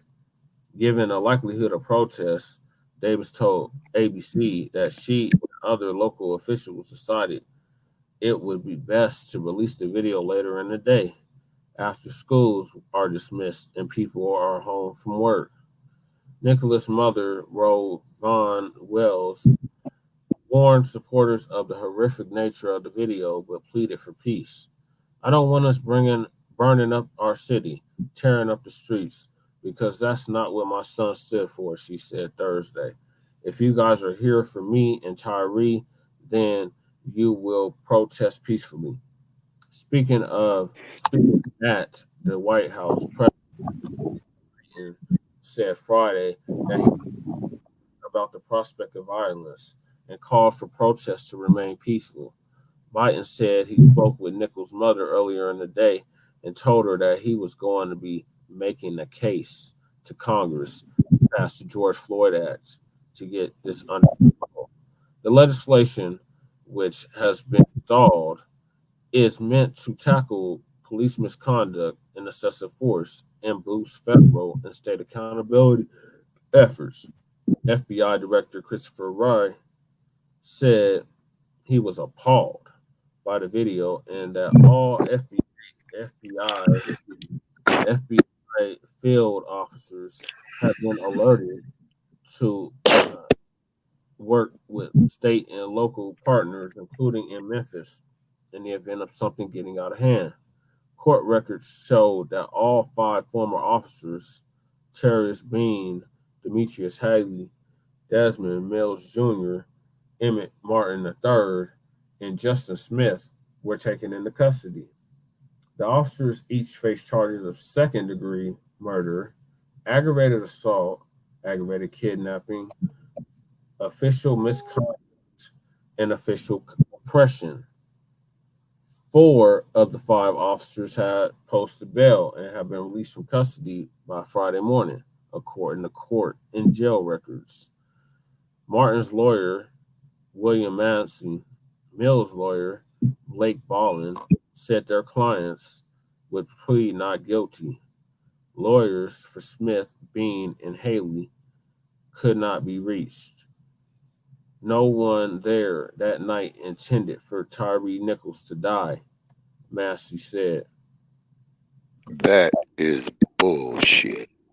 Second-degree murder is punishable by 15 to 60 years in prison under Tennessee law. Patrick Lowes, the national president of the Fraternal Order of Police, condemned the alleged actions of the Memphis officers. Wow. Well, I got. Go ahead, Brother Trey. The event, as described to us, does not constitute legitimate police work or a traffic stop gone wrong. This is a criminal assault under the pretext of law, Lowe said in a statement. Rallies and demonstrations are planned Friday evening in Memphis, Boston, Chicago, Detroit, New York City, Portland, Oregon, and Washington. Oh, Lord. And, of course, Los Angeles. Yeah, I'm surprised you left out LA and Denver. New York. No. No, the reason why they're not mentioning Los Angeles is because of what happened in 1992. And I'm also there seeing a statement by New York Mayor Eric Adams, a former police officer. We're not interested in what he has to say.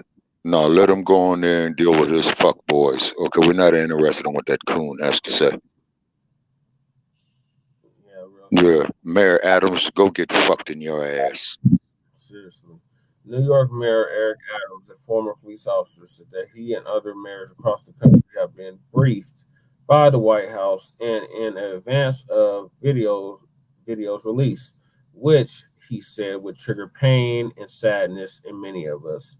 It will make us angry. Yet, you think Adams, Romanowski or Newski, civil rights attorney Ben Crump, who also represents Nichols' family, called on the police chief to disband the department's so-called Scorpion unit focused on street crime. Nicholas. Okay, can I interject on something on that, Brother Trey? Yeah, go ahead. When Bernard Parks became the police chief of the LAPD, he only did 1 5-year term, and Bernard Parks, one of his main things that he did in LA is that he had disbanded LA's version of that Scorpion unit called Community Resources Against Street Hoodlums. And then, of course, Bernard Parks was not given a second term to to be the chief of the LAPD. And what had happened is prior to Gates, and Gates was the last one, is that the chief of the LAPD, he can keep the job indefinitely. Because I think Gates was the chief of the LAPD for 14 years before the Rodney King situation had went down. And we need to turn our backs on guys like Eric Adams, Leo Terrell, Larry Elder, because they're dangerous. And what's raising my conscious level of this is what we just witnessed of what happened to Mr. Nichols right here. And like I said, and any of you people who got a problem with me saying what I said as far as these bastards getting a death penalty, the number to call in, look on social media for our next show. That's 516-418-5996. And listen to our playback of what we said today. And I'm saying it now here on Front Line Blacc News, as I said on the division of Front Line Blacc News, Shabaka's Black Experience Enhanced. Yeah, the bitches that bore each one of these bastards should have swallowed. And I want to make that plain, very plain. Very plain. Yes, but there's more to read, and ladies have something to add. Yes. Nichols at all victim Romanowski's fraud. He did nothing wrong. He was caught up. This Scorpion unit was designed to saturate under the guise of crime fighting. And what it wound up doing is instead getting a continual pattern and practice of bad behavior. Davis said other officers are still being investigated for violating department policy. In addition, she said a complete and independent review will be conducted of the department's specialized unit without further notice or details. 2 fire department workers were also removed from duty. State federal investigations continue. Davis promised the police department's full and complete cooperation. Crump said the video showed that Nichols was shocked, pepper sprayed, and restrained while he was pulled near his home. He was returning home from a suburban park where he had taken pictures of the sunset. Relatives have accused police of causing Nichols to have the heart attack and kidney failure. Authorities have said that Nichols experienced a medical emergency. Associated Press reporters Aaron Morrison in New York, Travis Lower in Nashville, Tennessee, and Rebecca Reynolds in Lexington, Kentucky contributed to this report. Okay. And Che was done with the article. What are your thoughts? Can you hear us about it?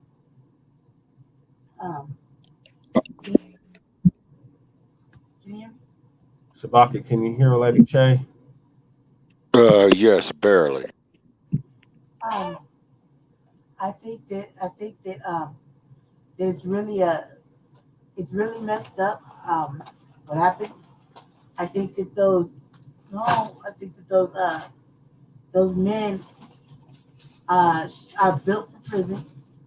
I think they're fucking. What they did was like a gang thing. Like, you know, I was a gang member. So I know what a gang initiation kind of look like. That shit kind of look like. Yo, it's very reminiscent. You kind of look like you got jumped in a gang, you know. They're built for prison. When you behave like that, you're built for prison. It's not an accident. You know, there's no excuse. You're built to go back to prison. You're built to enter the penitentiary. Well, so they need to enter the penitentiary. Straight to the pen. Yep. don't collect your gun. Like I was talking about earlier on your show, I didn't like how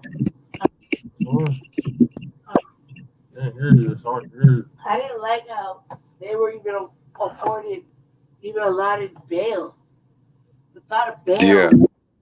the thought of bail was like too good for them. They should not even been asked if they wanted bail or if they can have bail because they don't deserve bail. Yeah, what they should have been, okay, what the district attorney should have did is that had them put in jail with a no bail hold. Yeah, they should not got bail at all. Right, because in California, they do have the option of putting you in there on a no bail hold. Right, they should have been put on a bail hold. Yeah.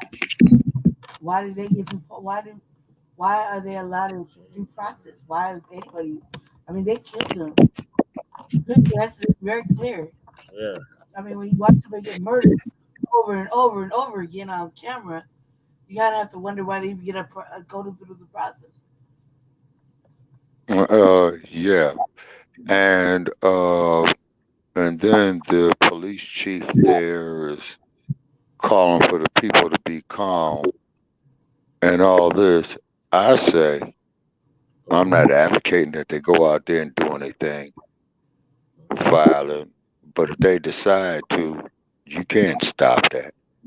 This post goes, you know. Standards, really? Oh yeah, oh yeah. It's flagged our video. Oh yeah. Already? Oh yeah. That's sensitive content. Yeah. So I might be.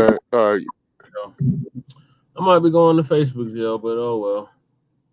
Okay, post it up on my wall, man. If you can, you know. I already closed it out. I meant to take a picture. Yeah.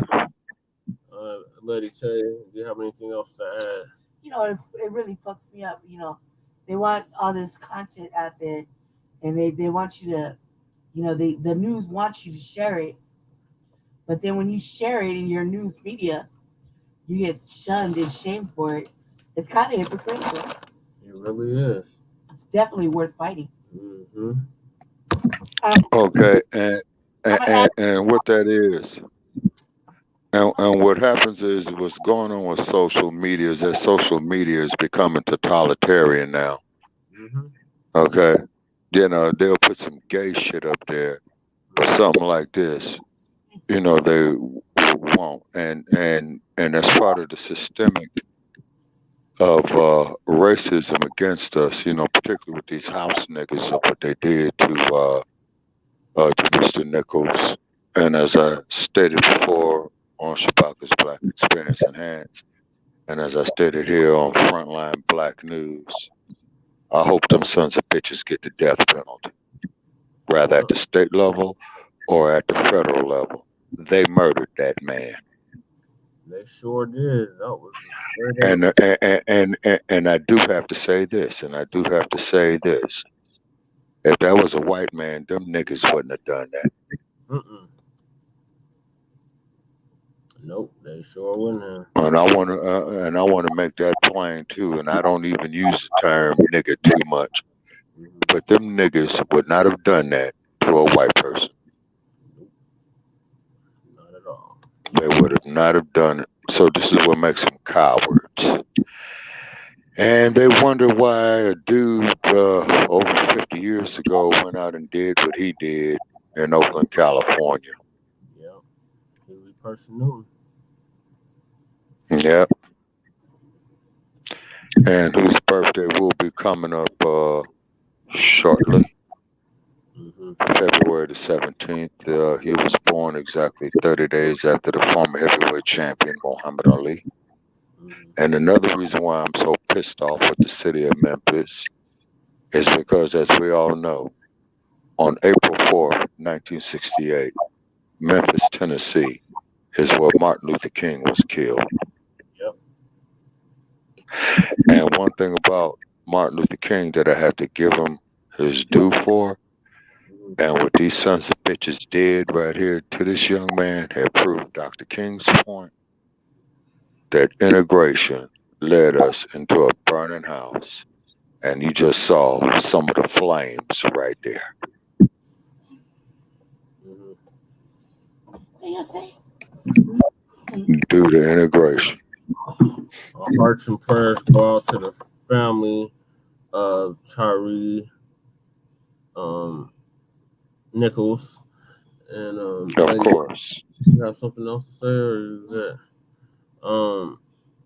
So unfortunately, we have to move to our next topic. But I hope that they definitely get the death penalty, and they serve the rest of the behind bars for the murder, execution, the gang-style murder and execution of this young black man. Yes, sir. And then, if I might add, once again, I want it to be known is that the bitches that bore each and every last one of them no good bastards, you should have swallowed, you nasty motherfucking bitch. And I'm talking to each and every one of their mothers. And we approve the message. But thank you. Moving right along, unfortunately. The next topic is the California Reparations Task Force. So our West Coast here, Shabaka Sankori, is planning Sacramento to attend the next one. Yes, sir. February in Black. Yes, sir. It's going to be at the 28th and 29th of February. Yes, sir. Okay. And I take it this here will be in Sacramento, California? Yep. That's when they're going to be in Sacramento. Okay. Okay. Is it going to be at the California State Capitol? I don't know the location, but it's going to be in Sacramento on January 17th and 28th. You mean February 17th and 28th? Yeah, February. February. Okay. Yeah, we most definitely, will, get the information on that. We're definitely on it in California with the reparations, because from what I understand is that California was the first state to come up with this. No, I take that back. It was a city in Illinois. Then California had picked it up. Let me bring that up, Shabaka, because somebody called in today. Did you say one of us? Oh my God, what the fuck? On the bed? Carry on, dude. Sorry, I had to get active. Okay, so they did 2 hearings this weekend in San Diego. And somebody called in from Evanston, Illinois, and said that was not reparations what they received. And another source said that there was like 500 people that couldn't receive it or still hadn't received it. And it wasn't reparations, it was like housing vouchers. Oh my God. Okay.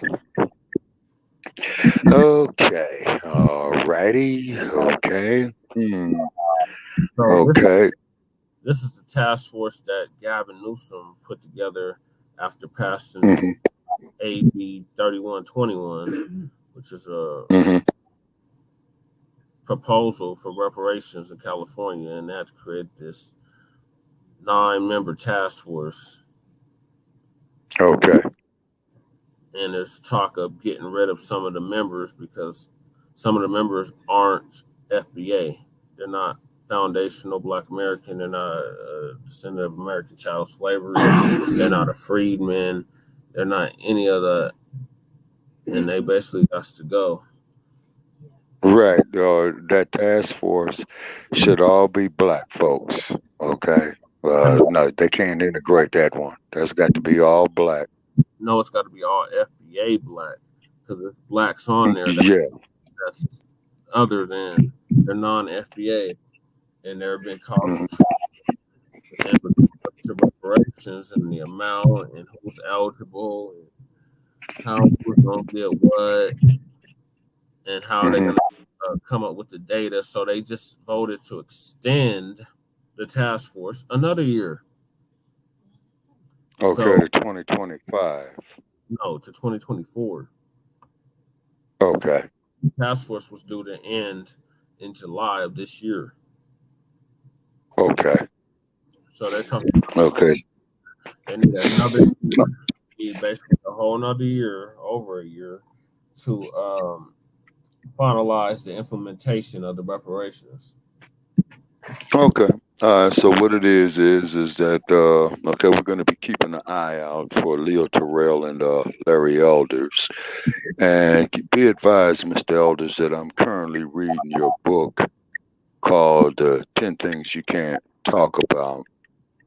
And Leo Terrell and Larry Elders, both from Los Angeles, had stated that they're going to go file paperwork against the reparations issue. Is because ain't nobody around, who was a slave at that time. And then just to go to show you just how brain dead, the house nigga mentality is, both of those guys prove it. Both of those dudes, in my opinion, are educated fools. I agree. If any damn thing, they should have been the main ones leading the front running of it. You see what I'm saying? And then Larry Elders, okay, I fault you even more so, is because Elders, you had advocated that the descendants of white people who owned slaves should have been compensated. Yeah.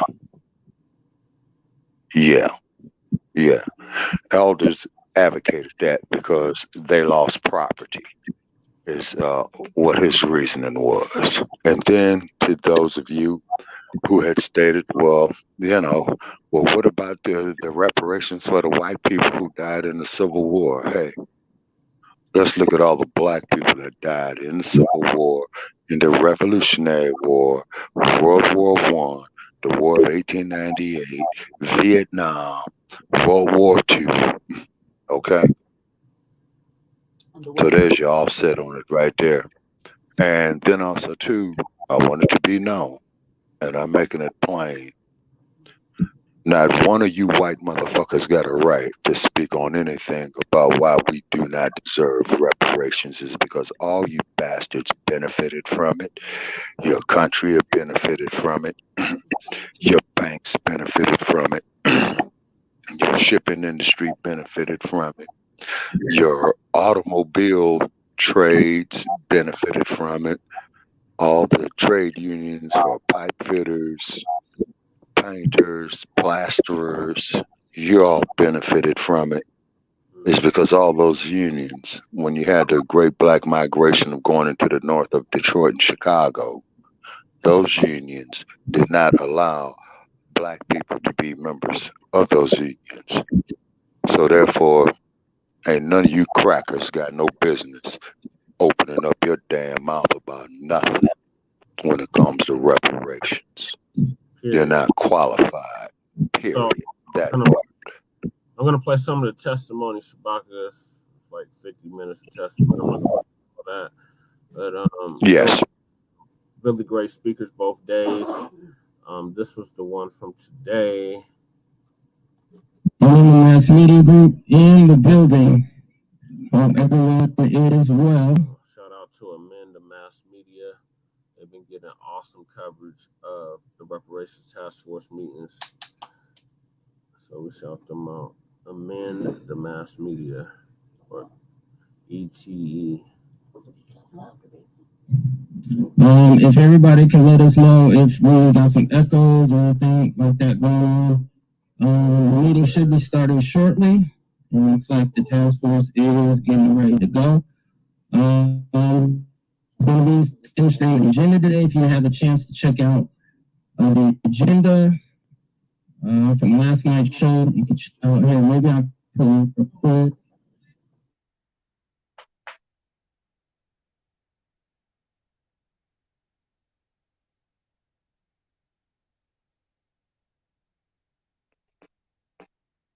Okay.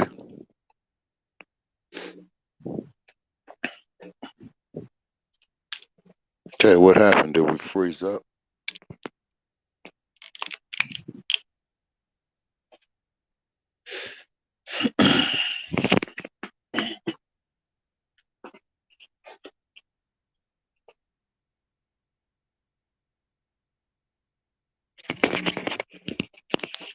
Okay, Brother Che, you there?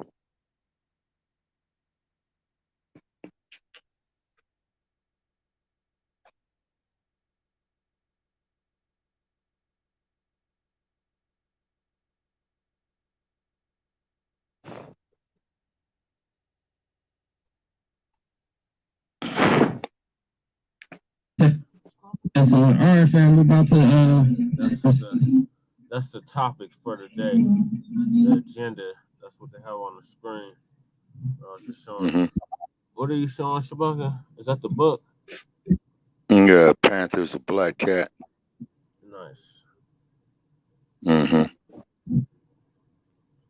Okay, so that's the task force to study and develop reparation proposals for African Americans. Okay, and this is Assembly Bill 3121. Okay, California State Assembly. Okay. So that's what Gavin Newsom passed in 2020. Okay, and Rob Bonta, the Attorney General of California. Yeah, that's who took over. Okay. Harris. Okay, after Kamala. Mm-hmm. Okay. So we're just waiting on the video. I didn't realize it was open. And this is the one down there at San Diego State University. Yep. Okay. If anything, they should have took that there to Sacramento State University. Well, they're coming next week or next month to Sacramento. Oh, okay. They're going all up and down California. Oh, okay.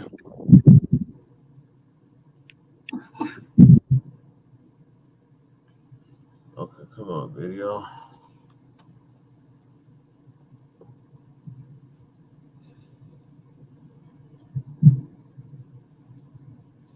So that's Order roll call to establish a quorum. I'll turn to Parliamentarian Johnson so that we can reestablish a quorum. Yes. Good morning.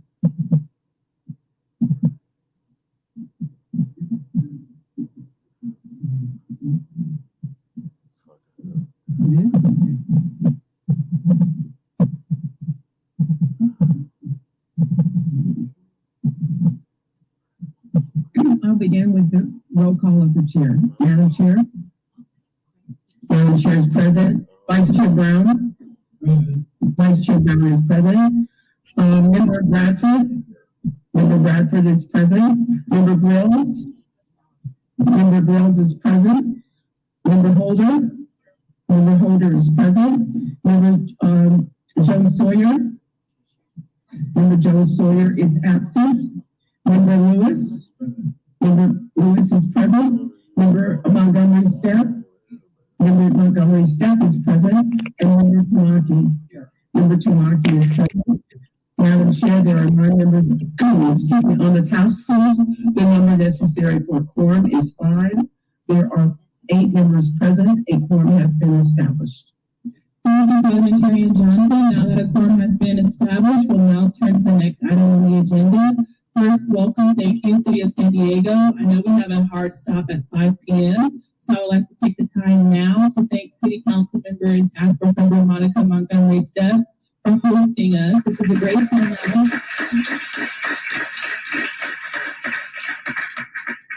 Also, thank you, Shauna Charles from the Cross Communication Group for also contributing to this great turnout as well.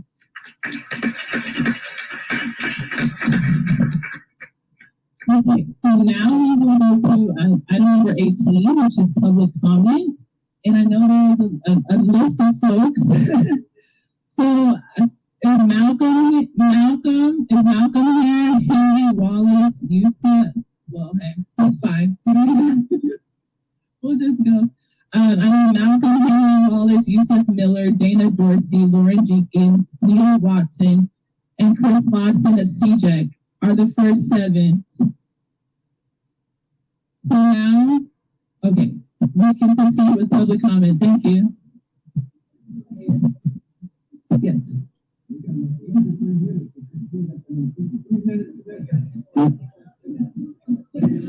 So we'll do 40 minutes. If we can quiet down just to hear the public comment instructions. Well, again, like yesterday, do 40 minutes of in-person public comment and 20 minutes on the phone line. All right, and each person has about 2 minutes to speak. Thank you so much, Ms. Aisha Marhalton.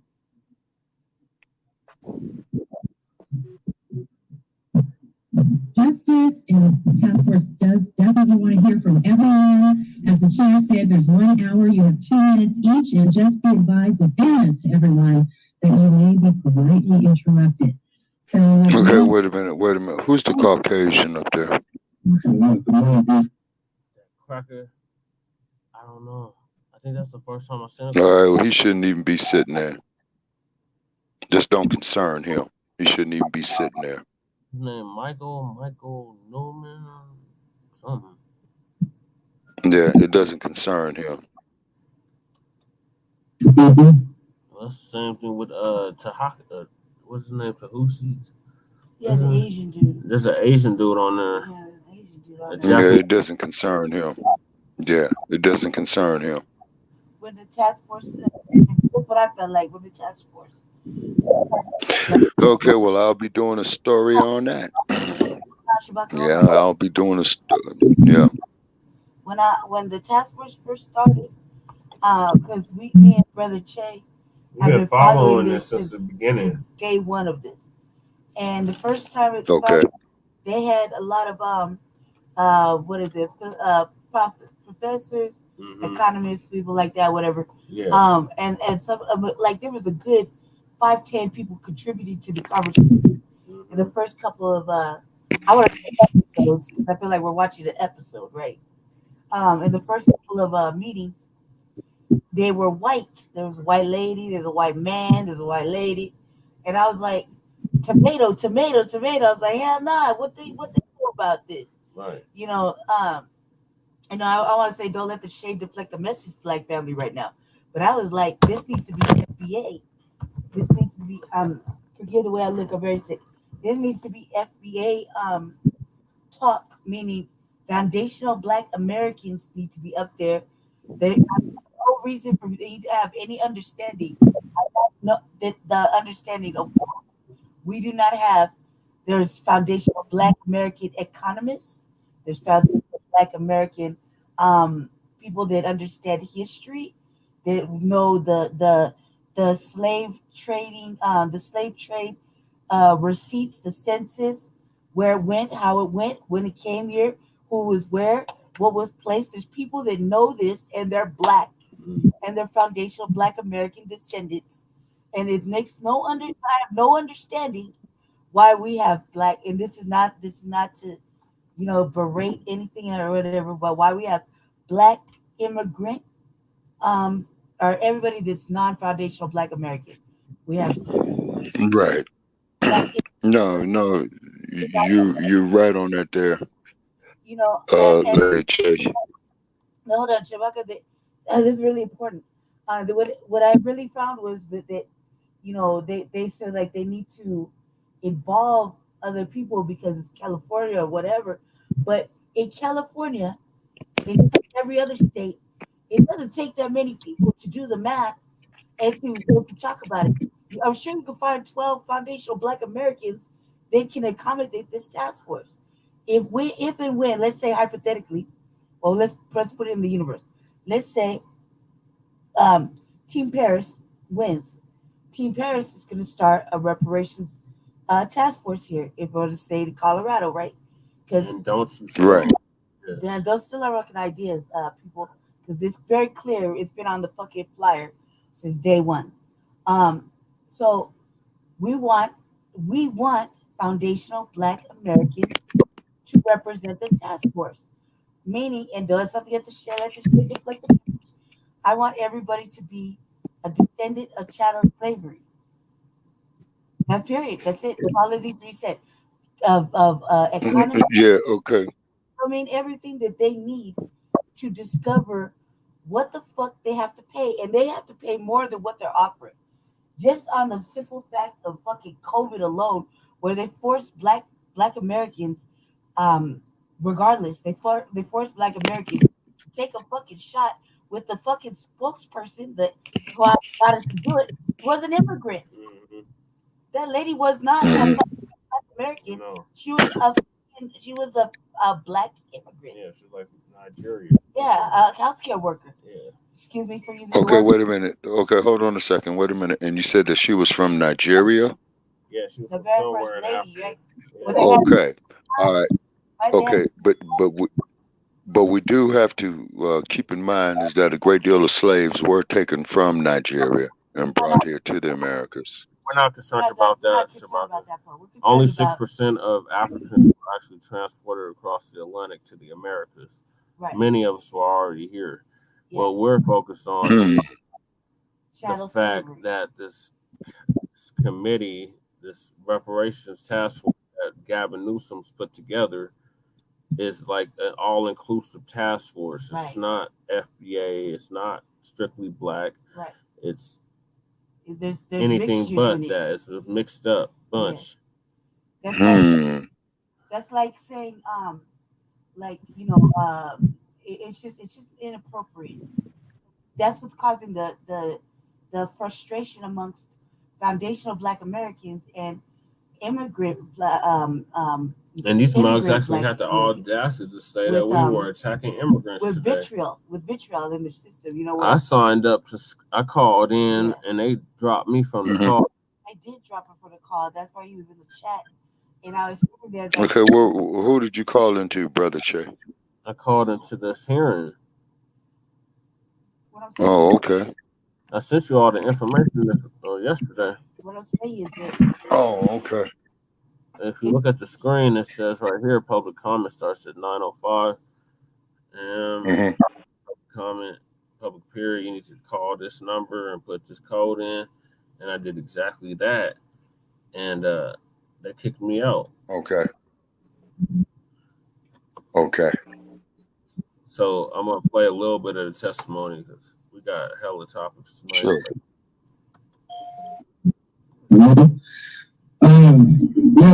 Yesterday when the public comment got cut off, I thought it was really fitting that my elder came on and he mentioned how he was enslaved in the South and he was in his 80s, and here I am, I'm in my 30s, and I was enslaved in the California Department of Corrections.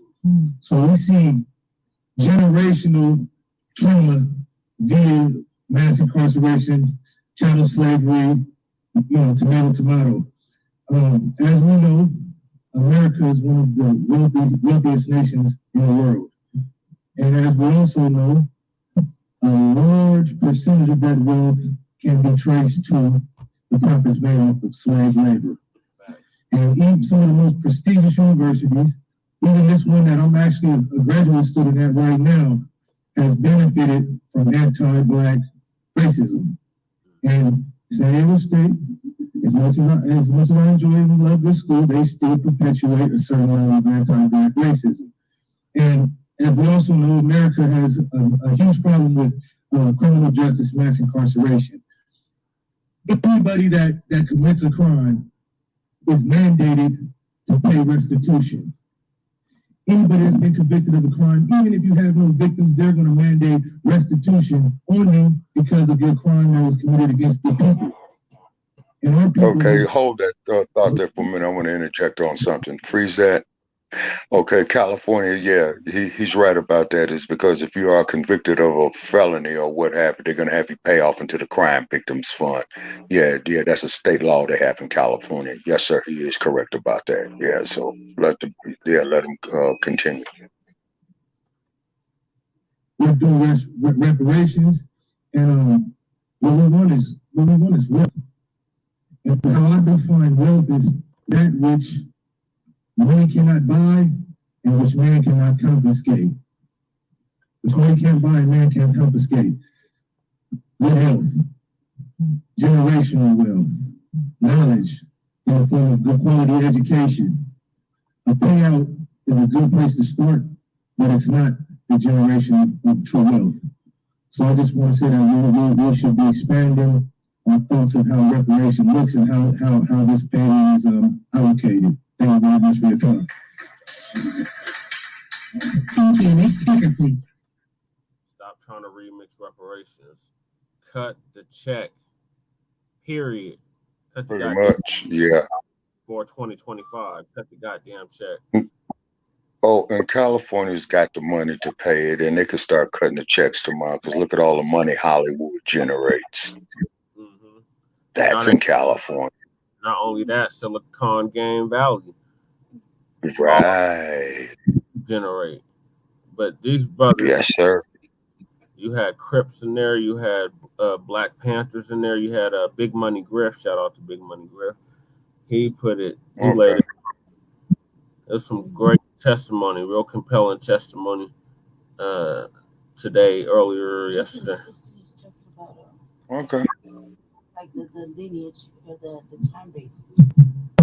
Thank you, Task Force, for the work that you're doing. My name is Henry Wallace. I'm chairman of San Diego Original Black Panther Party. We were founded and created here at San Diego State in 1967. And we celebrated our 55th anniversary here. Whereas we reactivated in 2017 to create survival programs for people so that our poor people can still have food and stuff like that. And we also take care of the homeless as well.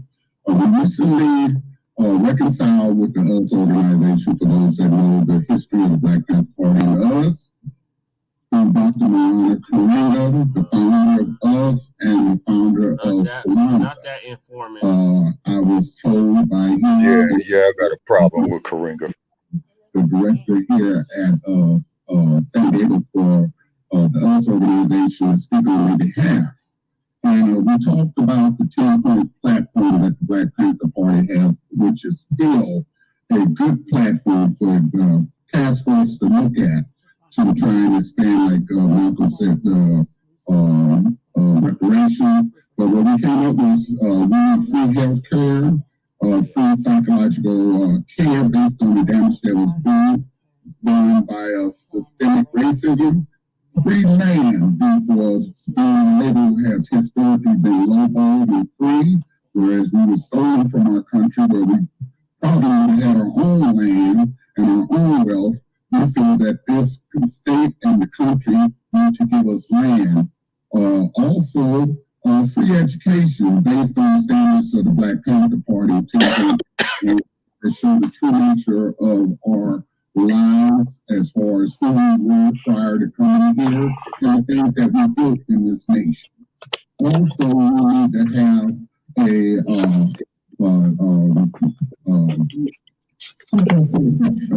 I'm so sorry to interrupt you in the middle of your sentence. Thank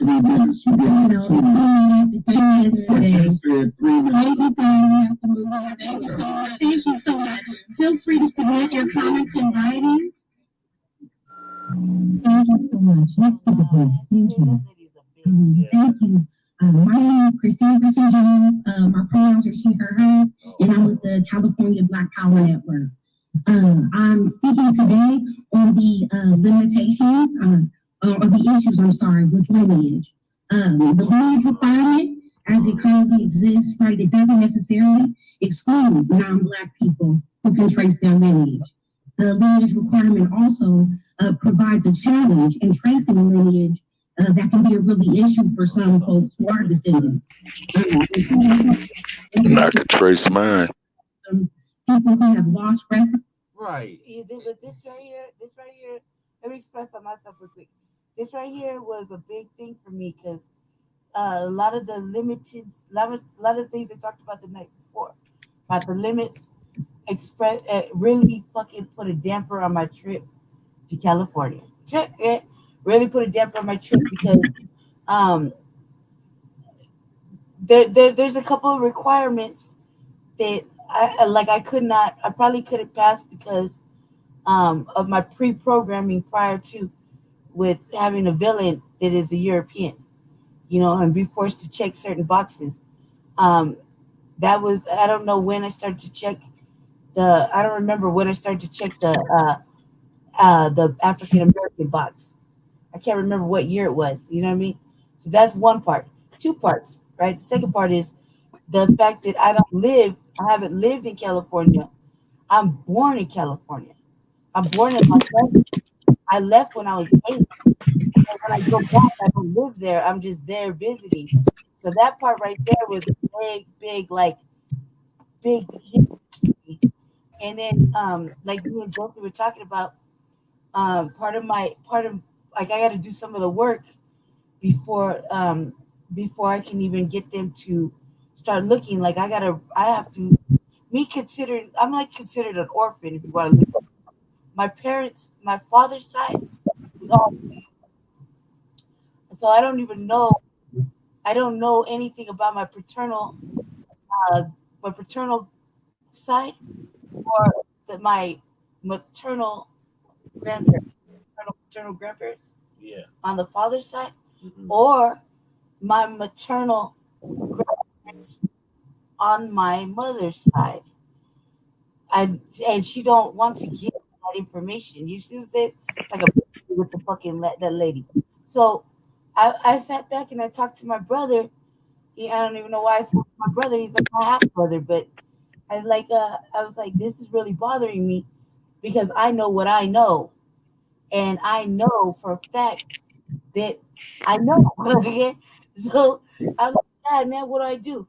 So then they put these limits out there. It kind of really stopped my how much did I want to go? My drive, right? Yeah. Now it's like, fuck, man, they're gonna make it. Not only is it's gonna be hard for me to get there a little bit, but there's like that limit. I don't live in California. I haven't lived there since like 8. And I don't remember what year it was that I started really checking black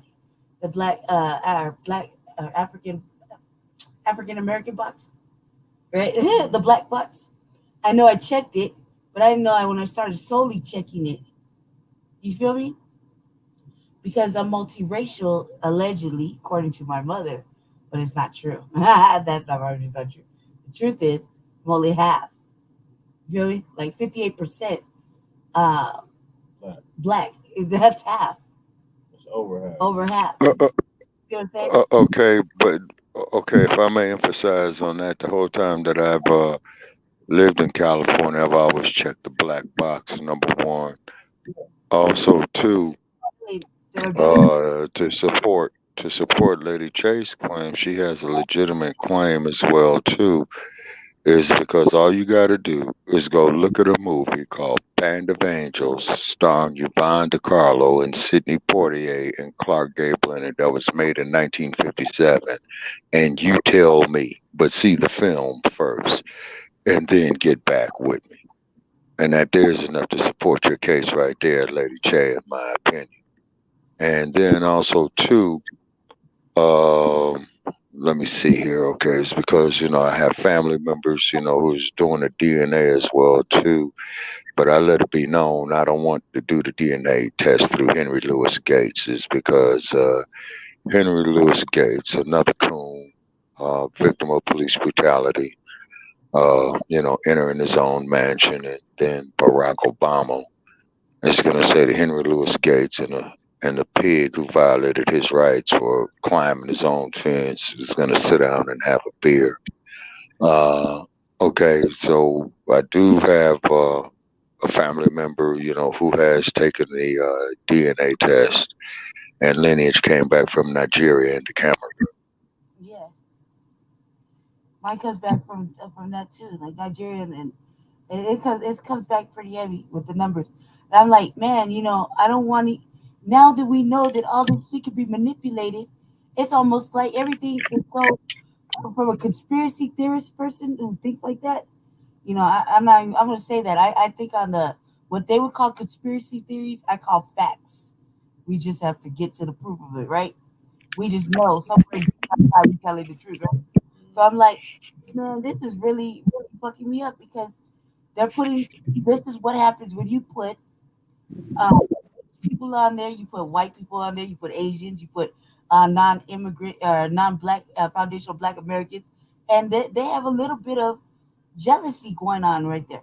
Nobody wants foundational Black Americans to win ever, and this is the time when we need to win.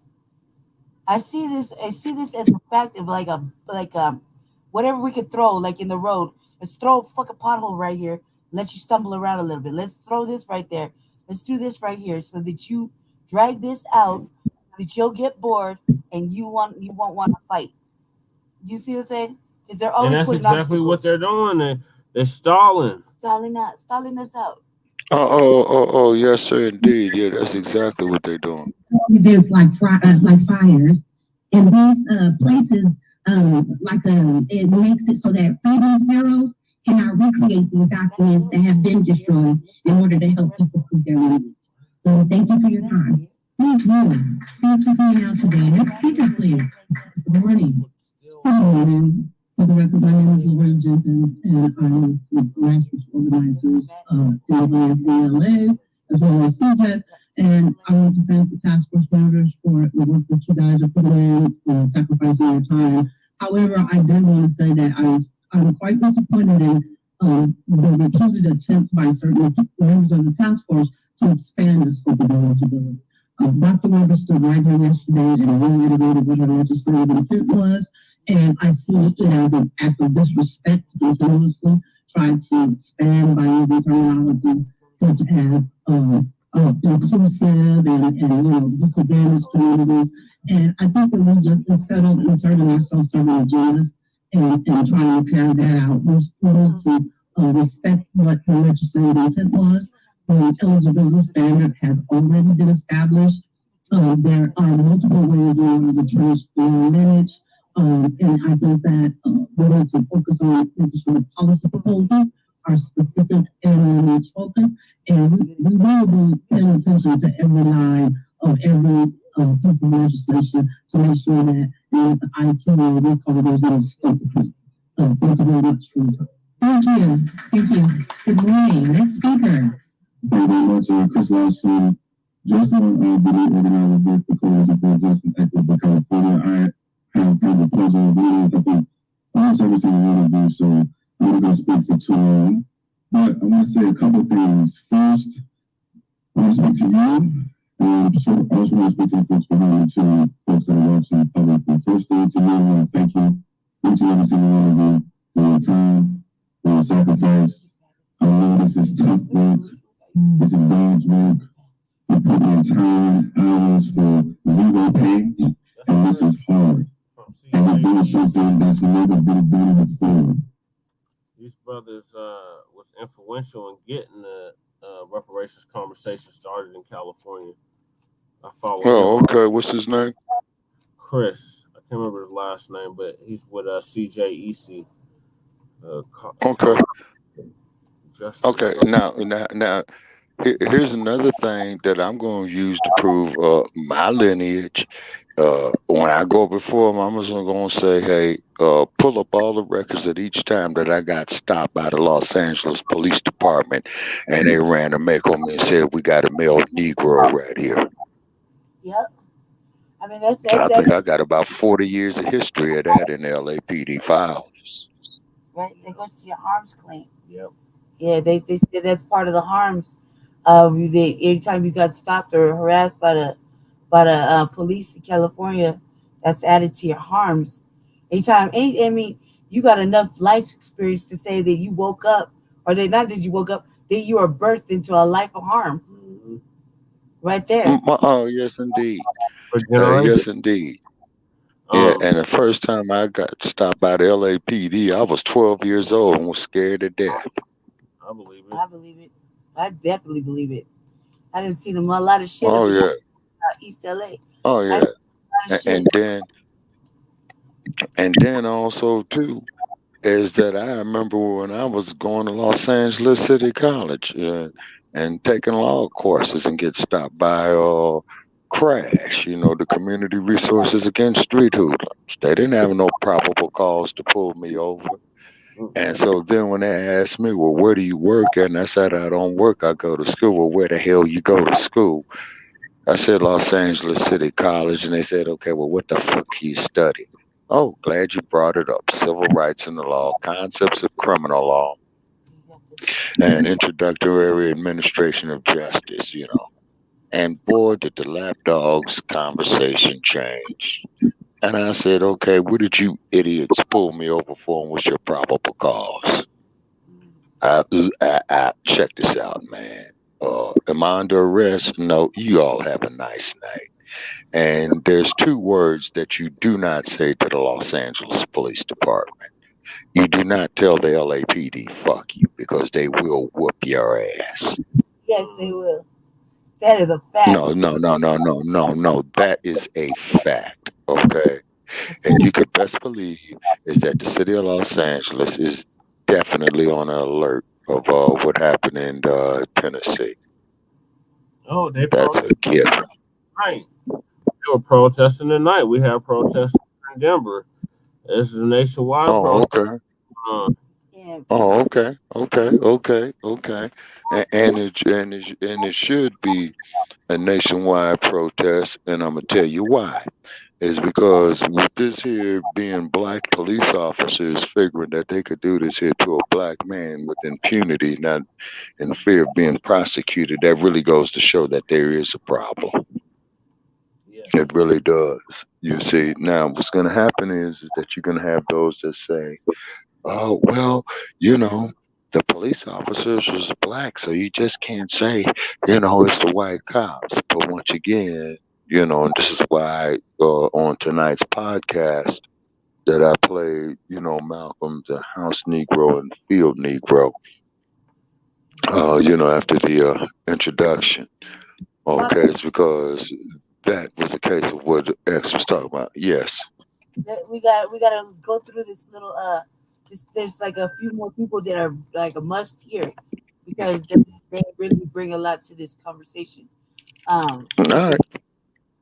So go ahead, just Which one of you want to bring somebody into a position that you're in, because we've never done something like this before. So I appreciate each and every single one of you for every single year. Right, definitely. Show them some love. Secondly, to everybody, as James Brown said, very critically crucial time right now for the reparations movement. A very sensitive time. There are powerful forces organizing right now to stop what we're going to do. Now is the time to be working together, to be loving on each other, to be connecting with each other, and not tearing each other apart. Now is the time to work together. Last thing I'll say is thank you for voting for lineage-based reparations eligibility.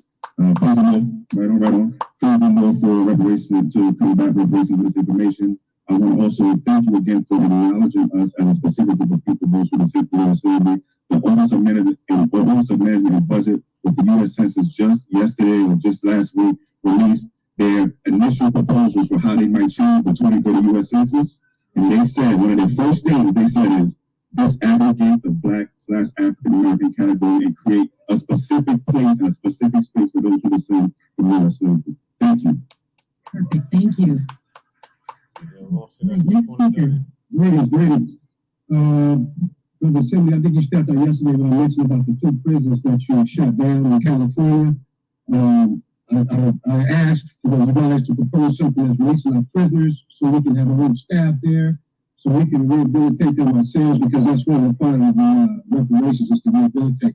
Now, the last one would be never again. That's the last part of reparations. How's going to be never again when we have 250 plus militia groups here in America?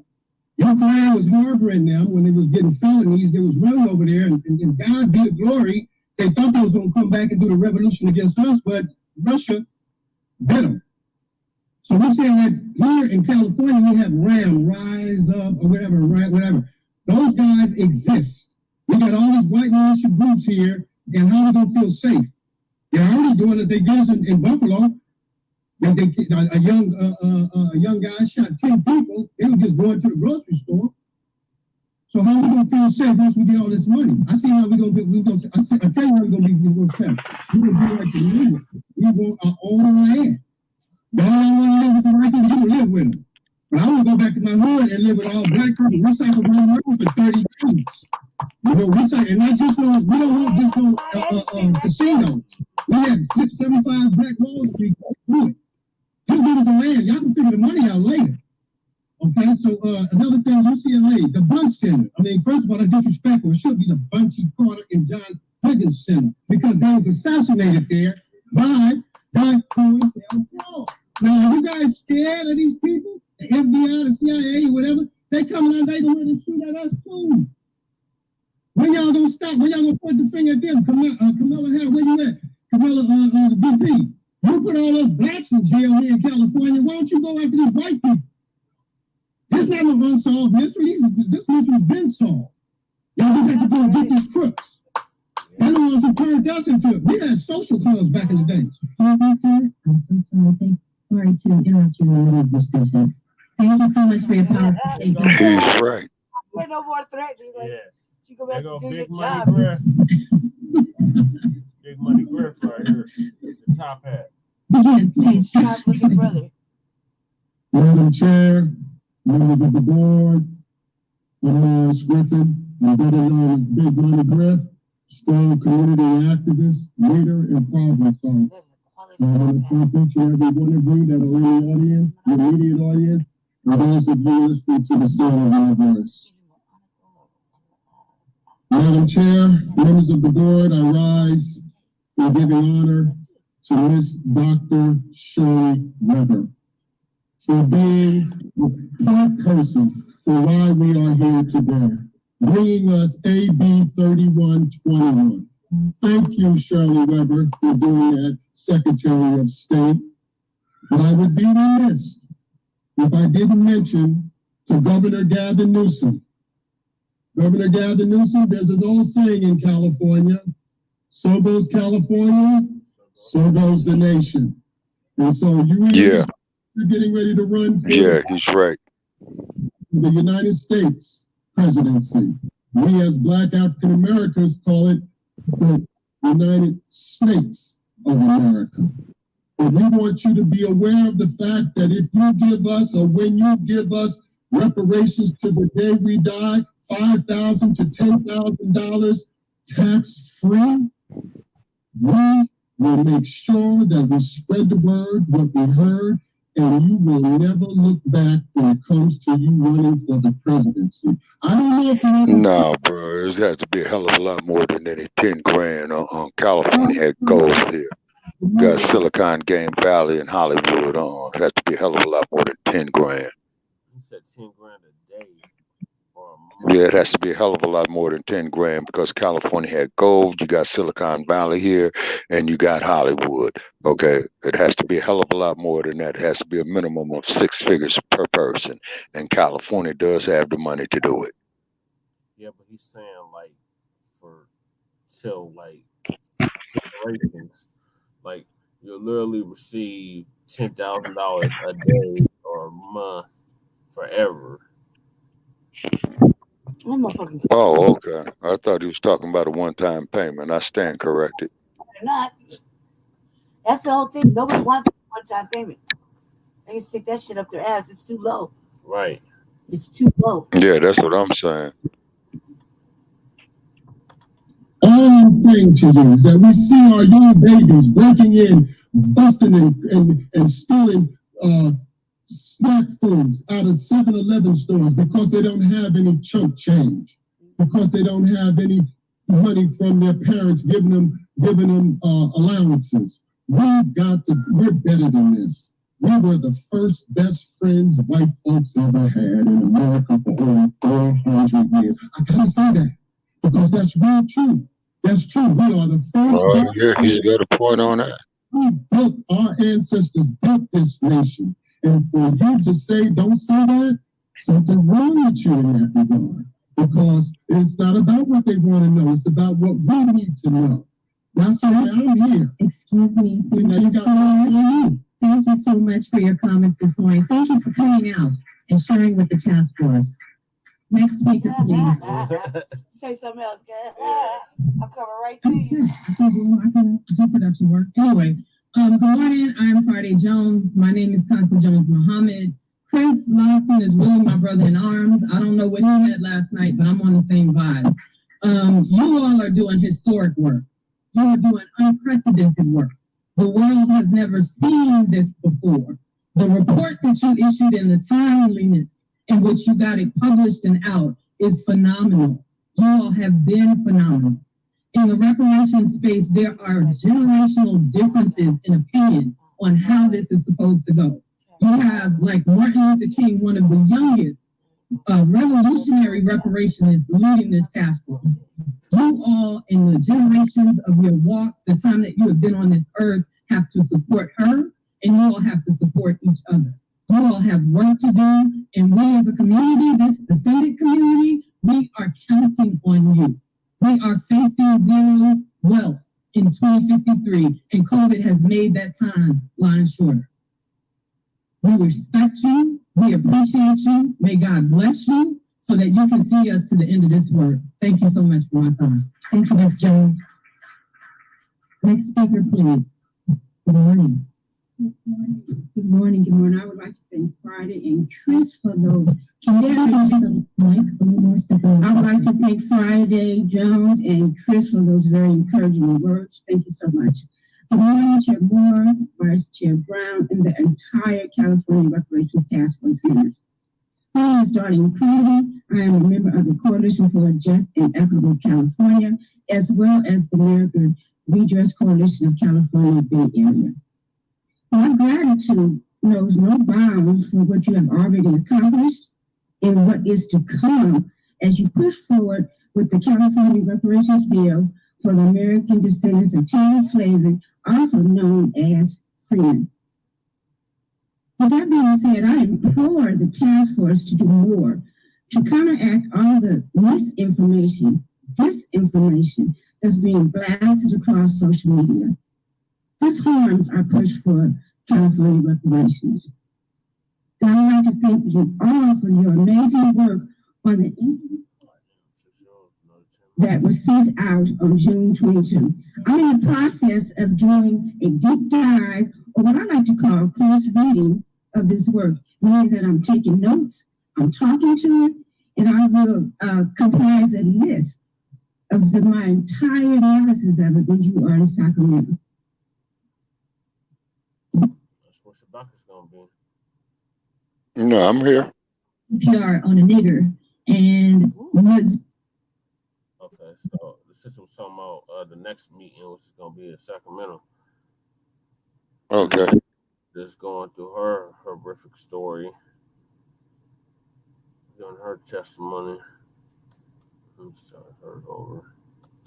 Experience in the job market. I have all this education and I'm out here sweeping floors, and I don't think I have no discouragement to anyone who sweeps floors. It's an honorable profession, but what I'm saying is that reparations are going to mean nothing if we do not do something in the interim about the discrimination and things that we're experiencing here today and right now, because there will not be an increase of wealth or a continuance of wealth if we don't do something about what's happening right now. All of my young Black friends right now are not even considering starting families from how terrible it is out here, including myself.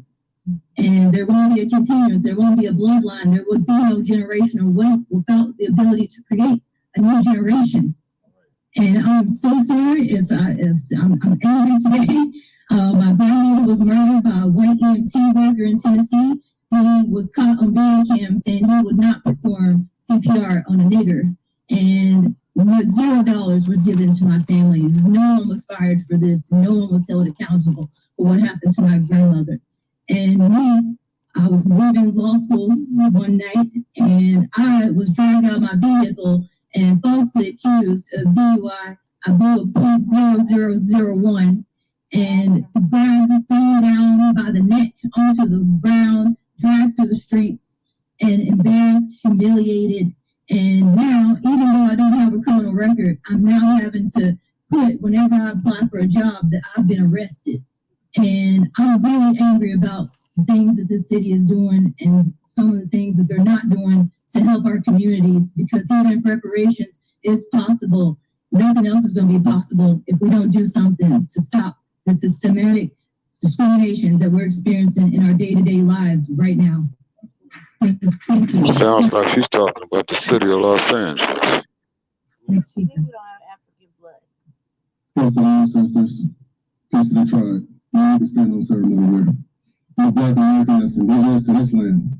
This land, not Pan-African land, that Negro land and poor paperwork and genealogy, I'm not a free man. Period. Point blank period. So let's get that the fuck up out of here. I'm sick of hearing that. Hate speech, not at all. This is defense and delineation, honestly. So, with that being said, if I take a trip to the Caribbean, I'm acknowledged as a Yankee. When I take a trip to the continent, I'm acknowledged as a lazy Akata. We delineated a long time ago. It's our time now. So, eligibility recommendations goes as follows. Northern California at the signing of the bill, paying taxes at the time bill was signed, and lineage-based only. Lineage-based only reparations for Black Americans that was harmed by American chattel slavery. All right? Cut the bullshit, cut the checks. Vote for Deion Jenkins, and we'll see all of them in Sacramento.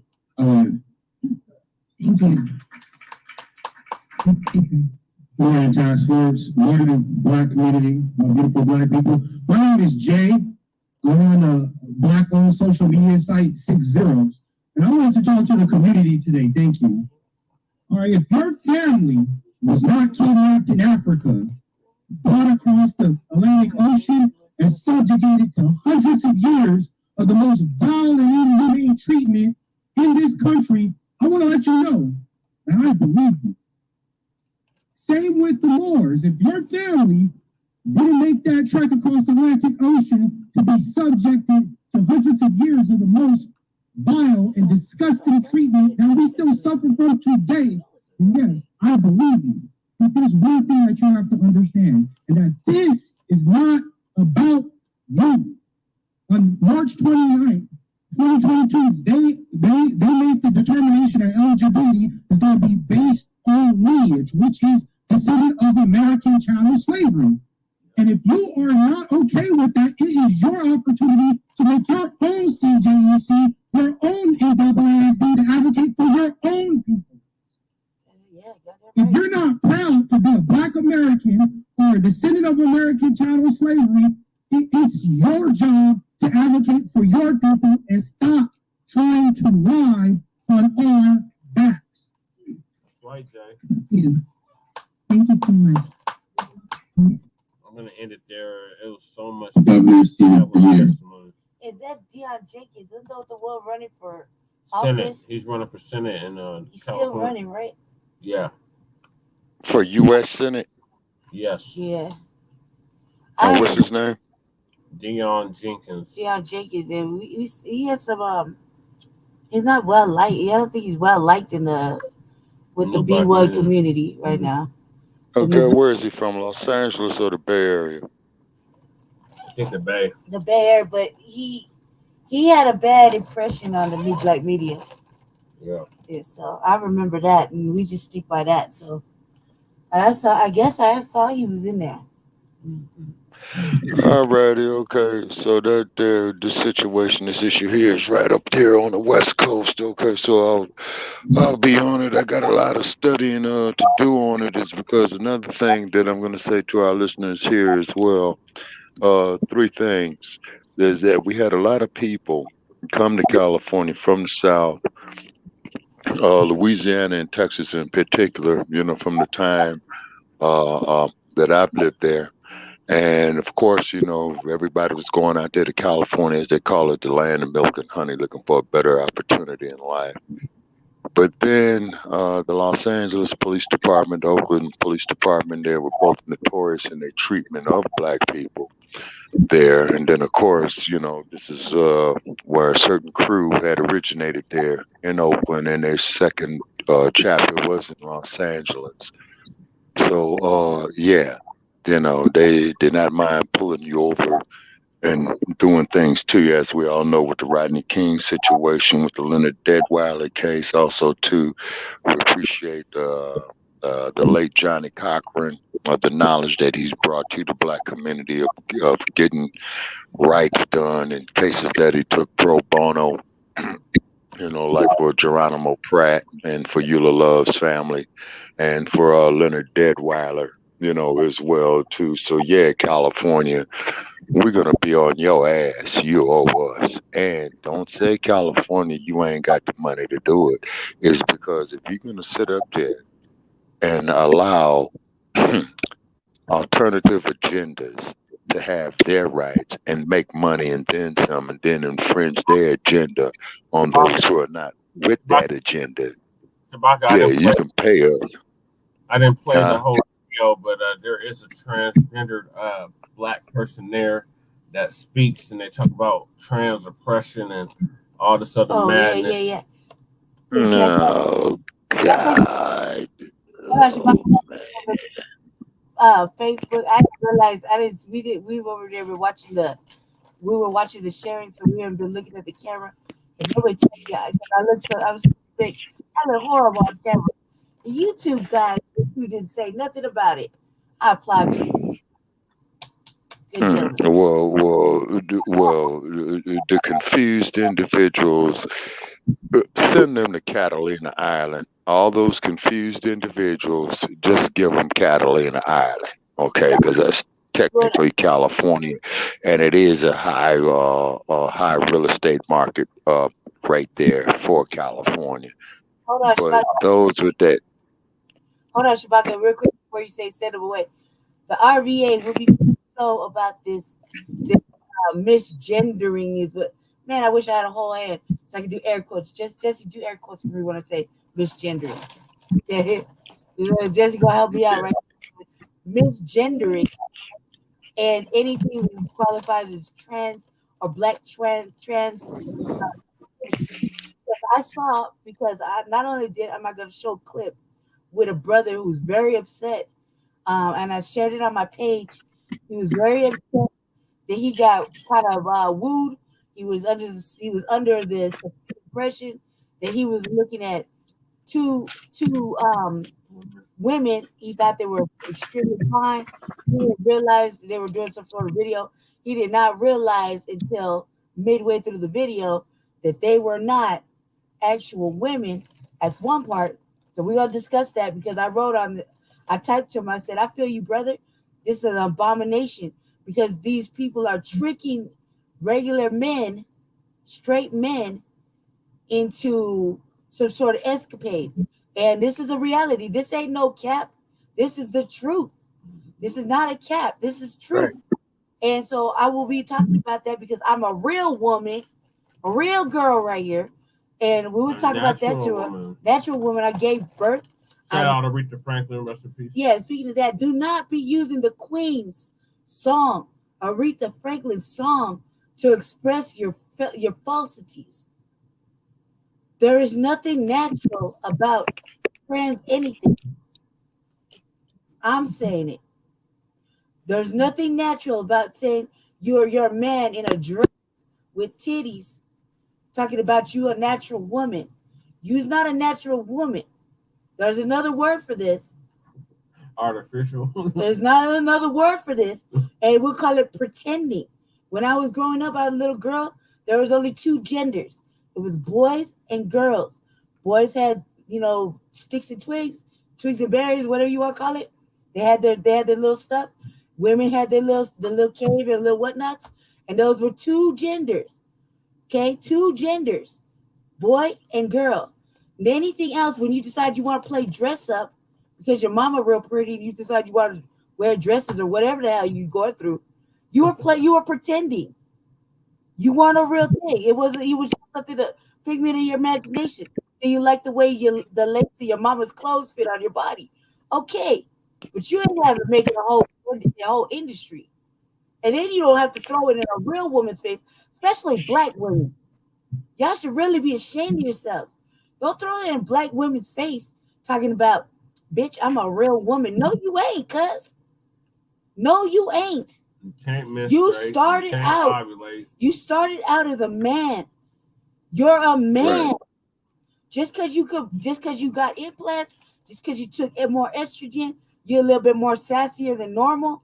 You the man at the end of the day that went to alter your whole self to be like a woman.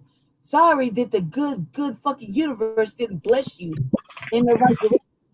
There's a reason for that. There's a reason you were a boy. He didn't make the universe don't make mistakes. It's people that make mistakes. The universe has plans your motherfucking avatar. You're meant to be a certain thing. It's what you grow up around that manipulates your mind and thinks you're something else. I'm happy. I don't give a fuck how big I am. I don't care if everybody think I'm ugly. I'm a girl. I've been a girl my whole life. I don't even know how to put on pants. Today, Jesse made me wear pants. I fought with him for like almost a half hour with my brother about pants. I'm a girl, a lady, a woman. And I'm not weird about it. Yeah. I got two homosexual children, and a villain is lesbian. So I don't want to hear anything about me being homophobic or anything because I have two gay children. Since start, since they came out, if that's what we want to call it. One's just a little bit more flamboyant, and the other one's she's just tomboyish, man. She's a girl. She realizes she's a girl. She's a whatever. She just don't like certain. But she wears her hair long and she's a fucking girl. Better shoe game than most men. All right, that's beside the point. I got a boy that is on the verge of something else, and that's okay. That's all right. I knew he was going head in that direction since he was like 4 years old. So he can't be perpetrating. If my son decides he wants to head in that full-fledged direction of changing over, he's doing it all crazily wrong. I mean, just ask a motherfucker, I'll help you. But I don't. He's been living that way since he was a little boy. He's what, like 1998? He's like 24. Yeah, he'd be 24 going on 25. He'd be 24 years old. So for all those years, he's been living his true being. Anything else nowadays is a falsity. And we know because we can look back at your shit. And there's a little, I saw another little video real quick before I end that on this side, where there was two. There was a white transgender, obviously turned into a female, and a black transgender that turned into a female. And it said, white mother, let them transition at 7 years old. The other one, the black transgender individual, said black mother didn't let him transition till he was 18. I started clapping. Mm-hmm. His mama had some fucking sense. Right. She probably kicked him out and said, do whatever you want. Don't do it in my house. I'm not ready for Right. it. Handle it. I birthed a son. Right. Your father, Well, son. If you want a daughter, okay. I know that black men are the ones that change the sex of the child. That is a fact. If he wants a daughter, he'll create a daughter. If he has girls on his mind, he's going to produce a daughter. If he has boys on his mind, the black seed of greatness is going to come out a male. It doesn't matter. That's the magic of being a black man. You just have to think you want. And your black queen is going to produce in her little oven a little boy or a little girl. Mm-hmm. That's the way it works. Don't hate me. Yeah, and then also too, down here in San Diego, California, let me recall some old memories. Yeah, the San Diego Police Department was notorious for killing black people too, second to the LAPD, because this was 70s and 80s. I remember that. And I think in my lifetime, I've been to San Diego about 4 times in my lifetime. But however, like I said, when I get back to California, I will be keeping an eye on this reparations issue. And then when they start having the hearings in Sacramento, God willing, I will be going up there to Sacramento and what have you. Hope I don't have any hindrances not to make the trip, if you know what I mean. But however, being out here in the West, the California state line is only like 42 miles from me from where I'm at right now. So, yeah, I will definitely be looking on this situation closely. Also, too, we will be doing some shows on it, on California reparations, as this process unfolds as well. And then also too, yes. You're gonna be the first out of our crew to get reparations. The first one out of the crew. So we rooting for you because we out here in Denver. We know we don't even have to question that you could trace your lineage back. Right. We don't have to question that, but you're gonna be the first one in the crew, in our crew, to get reparations. So we excited for you. Whatever you need to get there. Right. Hallelujah. Thank you. Yeah, thank you very much. And then also too, I will be relating this information to my family members, as well too, that has lived in California and whatnot. And then the state of Colorado most definitely needs to do the same thing as well too for reparations, is because, as we all know, during the cowboy days, as they call it, a lot of people and a lot of our people who were coming out of the East going to California did stay in Colorado, and a lot of them decided to stay in Colorado. You see, it's because Colorado and Denver in particular is during the as I call the cowboy days before the interstates. You had the railroads that had to stop there in Colorado, going from the East Coast to the West Coast. Also, too, when those were traveling in covered wagons going to California through Colorado, they had to load up in Denver to get their supplies to cross over the Rocky Mountains, which is some very, very rough terrain. And I've driven across it. And I can just imagine if you was doing that in a covered wagon, and then not to mention the fact that when you got to California, you had to do the same damn thing again with the Sierra Nevadas, particularly for those who were heading to San Francisco at that time. And if you was heading to Los Angeles, then you going through the desert. You see, so it was a trip to get there, without a doubt. Then not to mention the fact of, as Brother Isaiah, our East Coast correspondent, had brought up, and I am going to research it, Brother Isaiah, if you listen to this playback of Biddy Mason, who was the wealthiest black woman in California. And we're going to do a show on her because I did promise Brother Isaiah I would do that. And so we're definitely going to do that. And then also, too, we're going to research the sister who had owned the land of which currently that the city of Beverly Hills sits on, and the sick institution of Hollywood that sits on. And then be advised, too, folks, is that in California you have Hollywood, North Hollywood, and West Hollywood. Okay, so keep that in mind. And West Hollywood is what you're going through when you're going from Hollywood into Beverly Hills. You see, because Sunset Boulevard takes you right straight through there. So, California, you owe black people reparations. Period. The United States, you owe these reparations, the American descendants of slavery, these reparations. You also owe it to those who were brought to New Orleans and South Carolina. Wait a minute, New Orleans, Natchez, Mississippi. Charleston, South Carolina, and Annapolis, Maryland, because these here were your major slave ports. Were when kidnapped African slaves were brought here to the Americas by the British, by the French, by the Spaniards. Okay. And I think the Portuguese, based off of research that we have done over the years, had taken the majority of their slaves to Brazil. And the Spaniards had taken the majority of their slaves, to Veracruz, Mexico, Cuba, San Juan, Puerto Rico, the Dominican Republic, and what have you. And then also, too, is that, California, you owe us. Actually, the whole damn United States owes us.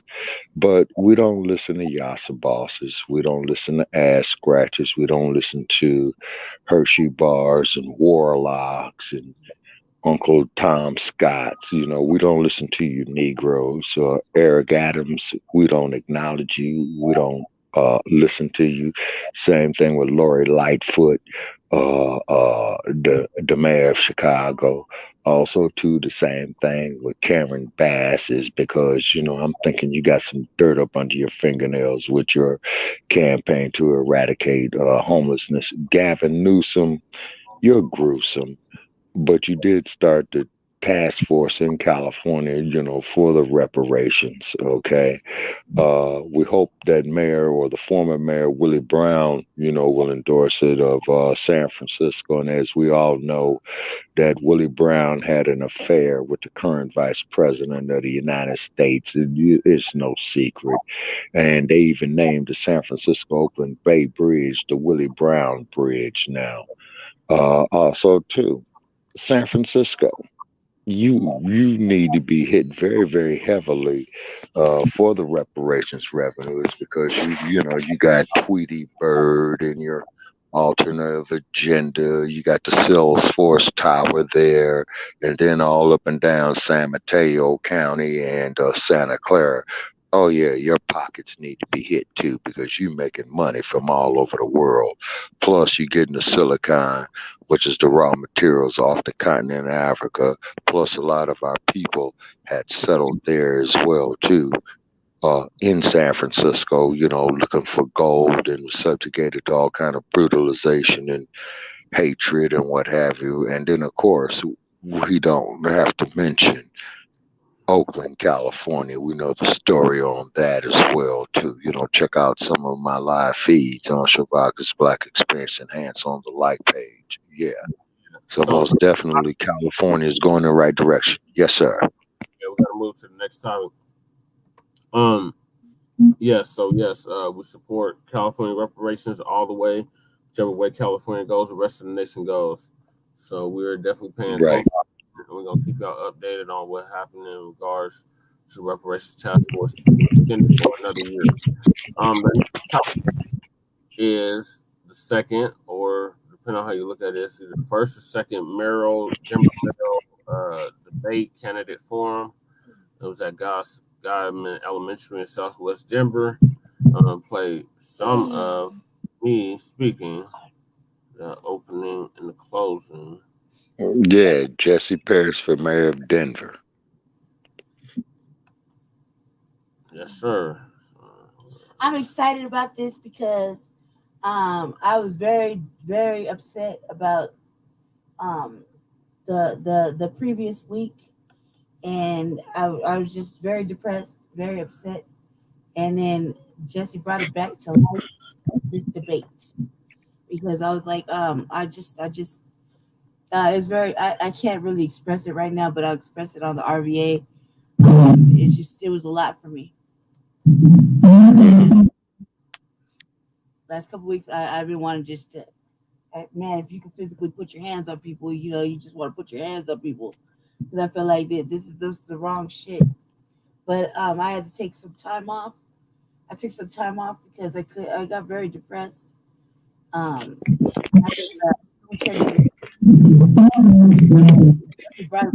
me back out of that with this debate.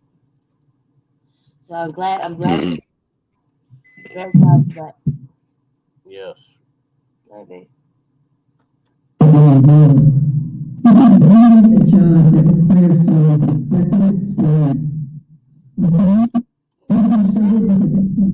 Let's kill it.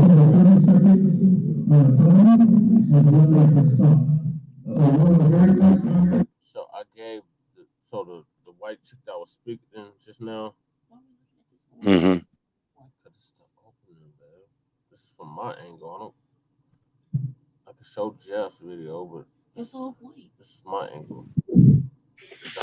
Okay, now what does Jeff Fart feel about California's reparations? I don't know, Shabaka. I haven't. He's on the fence.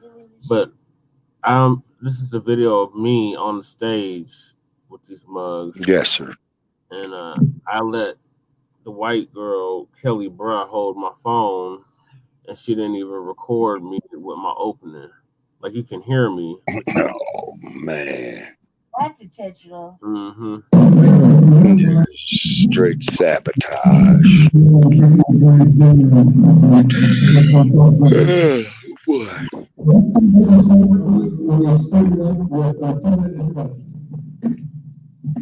Yes, good evening. Oh, this is great. My name is Jessica Sean Harris. I represent the Black Male Voters, Party of Colorado, and the East River I am the only person up here that's been unhoused. So So let she me play blacked the. you out. So let me play the other video. Okay, now I get it now. I'm like, Jesus Christ. This is a wild ass shit. Like, who does this shit, man? Like, oh my God. You see how ours would look right there at the bottom of that? If that's the only one that stick out. Yeah.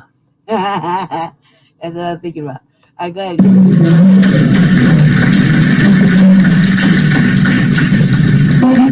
So this is before I arrived, or when I first arrived, and you'll know when I arrived, because all these clowns on the stage are gonna, their whole body language, their whole eye movement is gonna change like immediately. Oh, okay.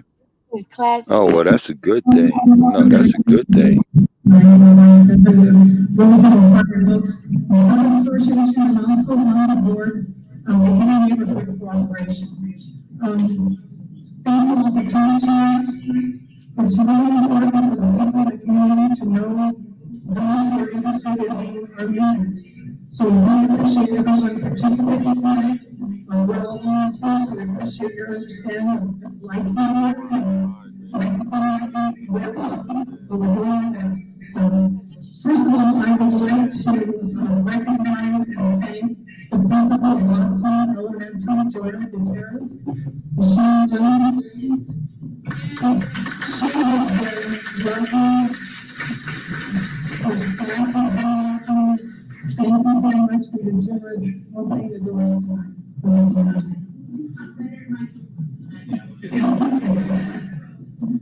along with those in the coach, I want to thank the other neighborhood associations in District 7 who are working with us on this effort. Maple Story, Broadway Merchants Association, Overland Park. Gotta pause right there. So I'm the only black person up there that has any hair. So and that's not even her real hair. That ain't even real hair. That bitch has a sew-in. I bet you money that's a sew-in. And it's getting old. It's getting grayer and grayer as days go by. Like, that bitch ain't changed her hairstyle in fucking what? And it's years. Like, it goes from dark to light. Oh, so he said it's a sewing, huh? Yeah. But I'm saying Jesse's the only black person up there that I see. Everybody else is for everybody, so they ain't black no more. Shit, like and man, a lot of performative shit, but Jesse ain't performing. But Jesse's the only one wearing shoes like he actually been walking all over the city. He look like he's just been out in the world. Yeah. You been walking cop. No. And what Jesse does every Sunday is I come out and see none of those mayor candidates out there joining him. You just saying, I'm just putting it out there. You know, Jesse needs to push that line, and he could say, "Hey, well, where are all your other mayoral candidates? You know, out here helping the people here that I'm, you know, helping with the food every Sunday. You see, where are they at? No, put them on. No, but I'm thinking that. Hold on, Shabaka. That same night, Terrence Roberts, he had a podcast, and I was sweating him. I was like, "Why you ain't been in none of the Park Hill events?" You know what I mean? Because he's not allowed in Park Hill. I just wanted to say it out loud. You know what I mean? He wasn't allowed in Park Hill. I was like, who's not allowed in Park Hill? This Chrome Dome, where the mouse at? Right here. Yeah. You know, who don't want to keep that one? But anyway, I started because I'm excited about this shit because I got so much to say about this. To make this happen. It's fun to put into this. So thank you all.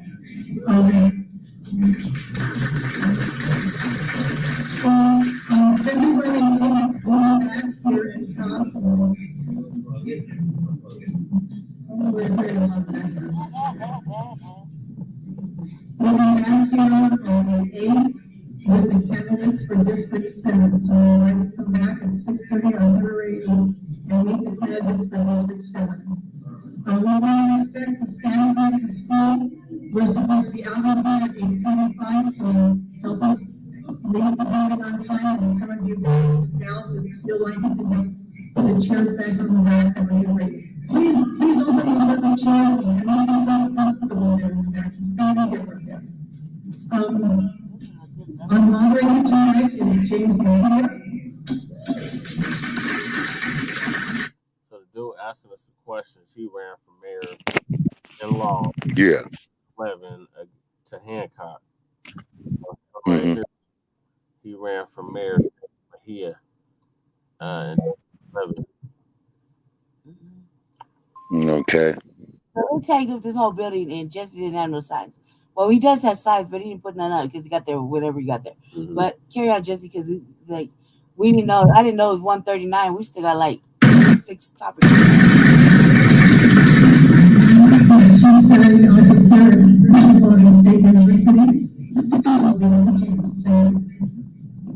Thank you so much, Jane, and welcome all of you to the first forum in the neighborhood. We're going to start by having a 2-minute introduction. Our timekeeper is right here in front. Please respect you'll see the 30-second time as well as the stop. So we're on a very tight timeline tonight, so if you wouldn't mind, please make sure that you're taking your plans down in front here. Let's go ahead and start on the extreme left with 2-minute introductions. I started off to see how they're looking at me. My name is Jessica Sean Carroll. I represent the Black Star Action Movement for Self-Defense, Positive Action Committee for Social Change, as well as the Unity Party in Colorado, and the East Denver Residents Council, Front Line Blacc News. I am the only person up here that has been unhoused under this urban camper ban. I have been a victim of bad policy by the Hancocc administration. I was unhoused for almost a decade on the streets of Denver. I'm the only one that honestly can say that under this urban camper ban, I was a victim and I was unhoused. I was banned from the area campus for 8 years as a result of the urban camper ban. I do have a bachelor's degree in criminology and criminal justice that I received from Memphis State University back in 2012. And after 2012, I was unhoused for almost a decade. I worked with organizations such as Denver Homicide Loud, Occupy Denver, and a slew of other organizations. If you don't know me, then you don't really know social justice activism and work, because I've been doing this work for almost a decade.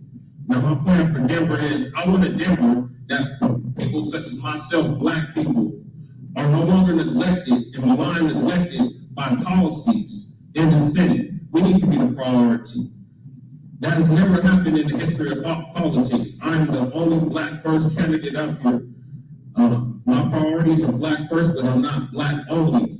But my priorities are Black first because we've been neglected, we've been redlined, we've been put to the back burner for so long. So I put my hat in the ring from there because I feel that everybody up here is not going to put Black people first as their priority. They're going to do this all-inclusive, broad, ambiguous language, people of color, all of this talk. I'm the only one that is literally Black first in this race. So I ask for your vote April 4th. Right.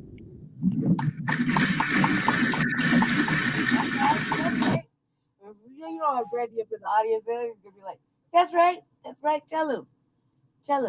No. That was a powerful statement that he made right there. You know, he because let's be real, any other candidate, they're going to take care of their race first, whether they say it or if they don't say it. I don't have a problem with it, you know, but just as long as they take care of everybody else, you know what I'm saying? I don't have a problem with it. So what's wrong with a Black man saying Black first, you know?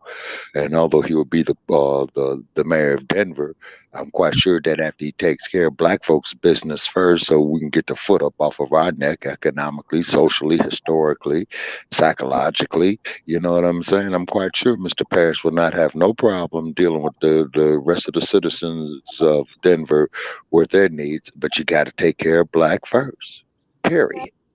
Yep. Go ahead, man. Go ahead. You know, that's what a dude by the name of Tom Bradley didn't understand in Los Angeles.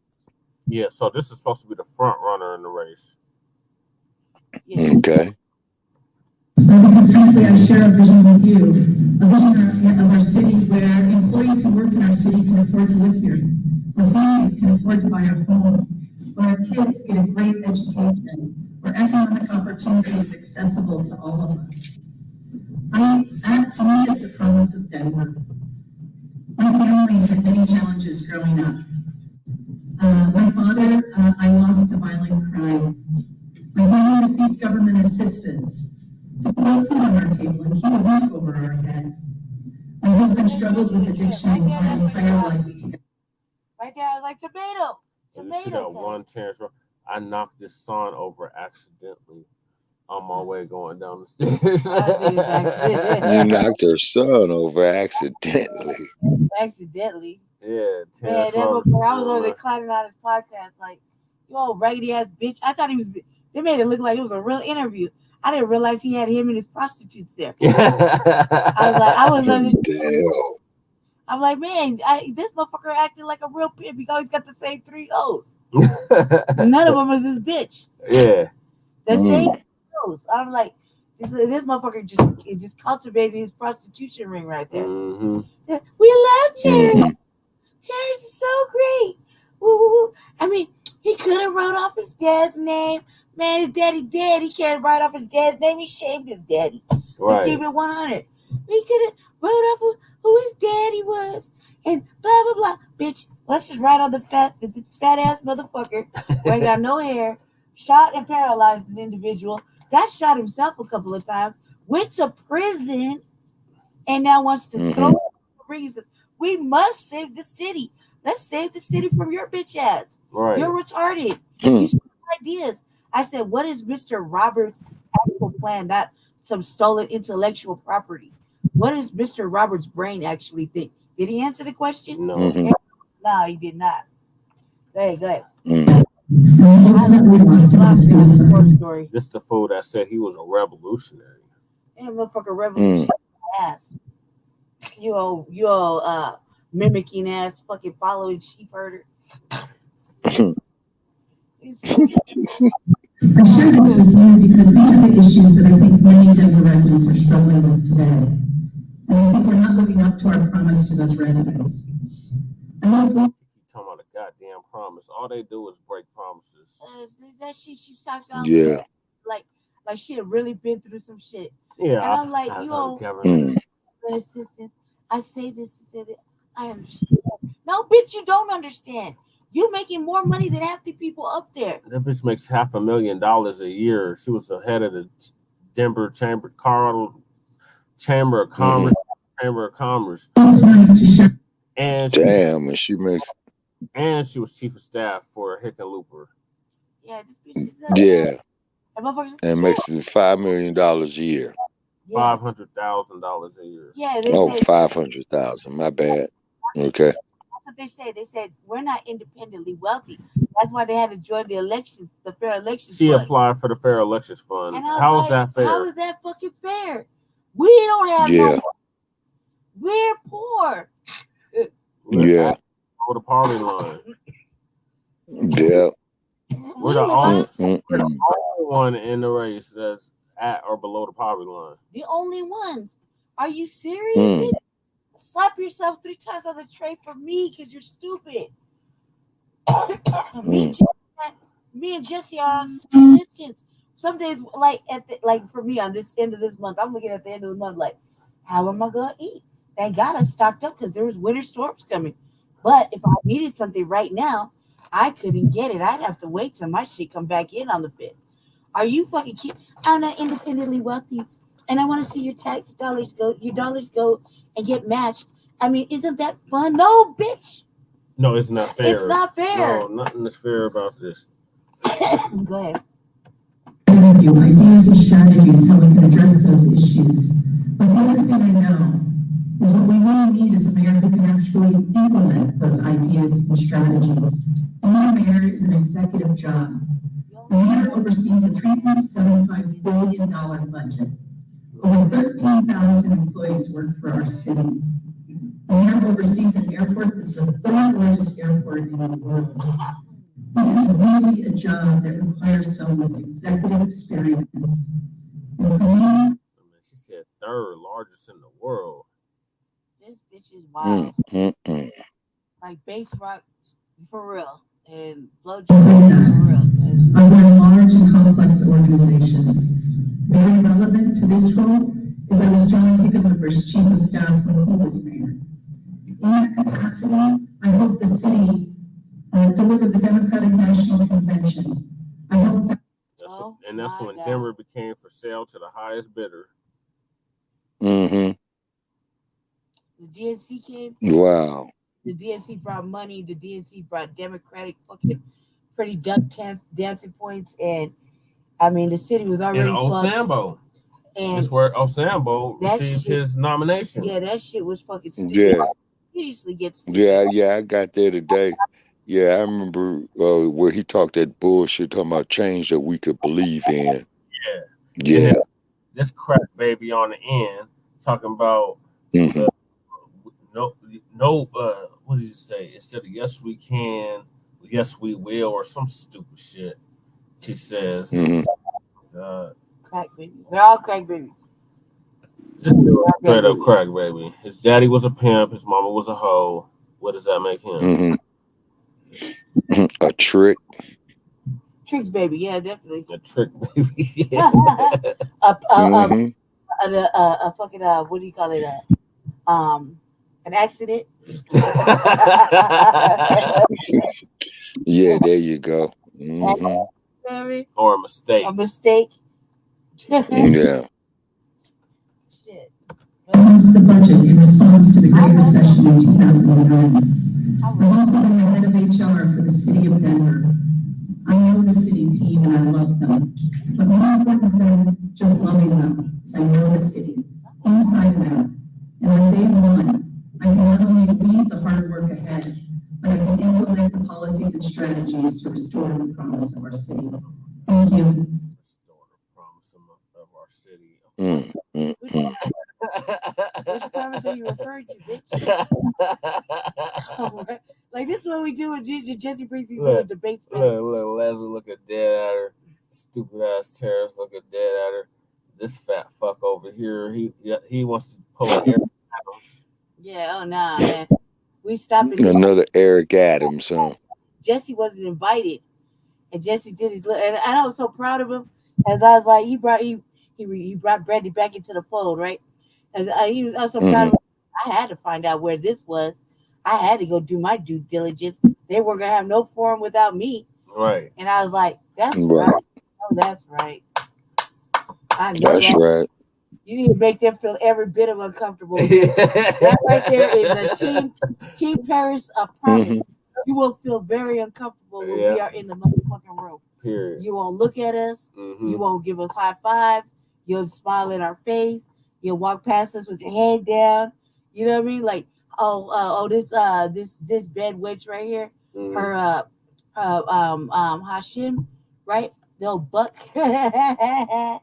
Right? He's her campaign manager. He's her campaign. That's what I was talking about. I was like, this motherfucker talking about my whole black self and a dashiki working for the white woman, right? And he on the alphabet. He on the alphabet thing, but he calling us bigots and shit. But we went and tried to ask him. I did. I wanted to know. And he said I couldn't afford it. I said we couldn't afford it. I goddamn right, man. But the white lady could. Yeah. The white lady could. You don't want to work with the blacks, the poor blacks. Yeah. You's about your pocket and she's about your agenda and whatever makes you feel included. Yeah. So you got on that motherfucking bandwagon and licked her boots, cuz. So I don't want to hear it. So remember that press conference that she did at Civic There was a homeless brother there. He asked her, like, basically, what are you gonna do for homeless people? Why won't people approach me? Or when I ask for help, they look down on me. And he's like, it's not the homeless people that do that, it's the rich people. Yeah. And she was like, oh, no further comment, and trade up.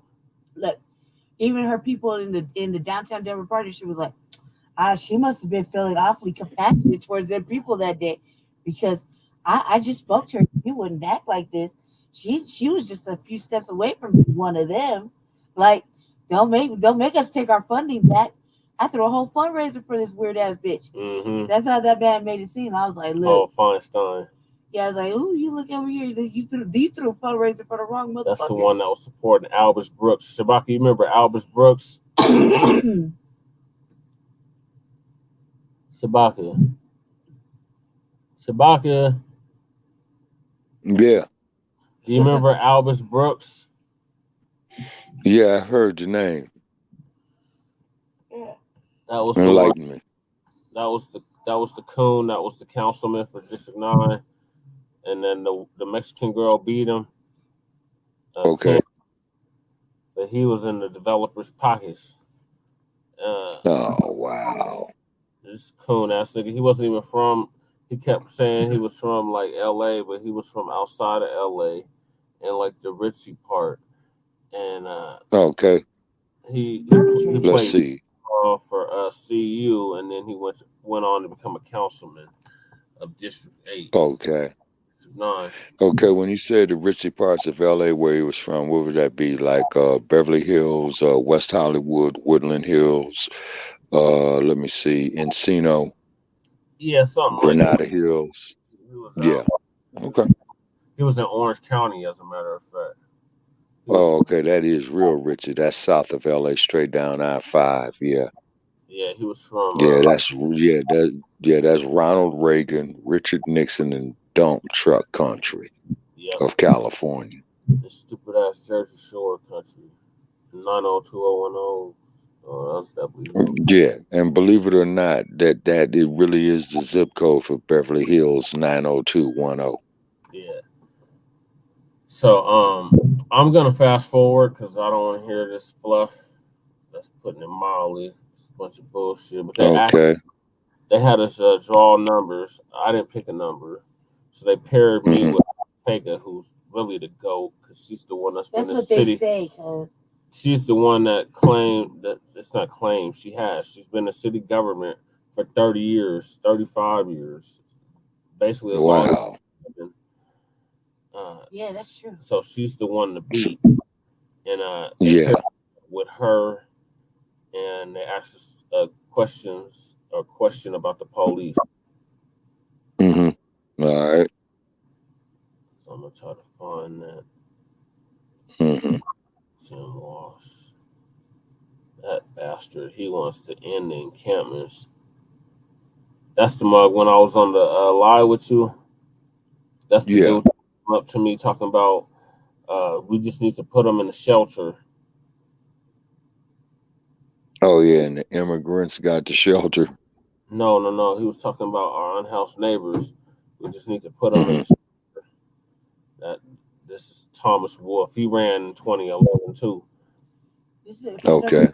When I don't know what that's about, but every time we talk about the campaign, my eyes start twitching.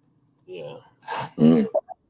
I don't know what that's about, but I'm So he said the reason why he's running because of encampments.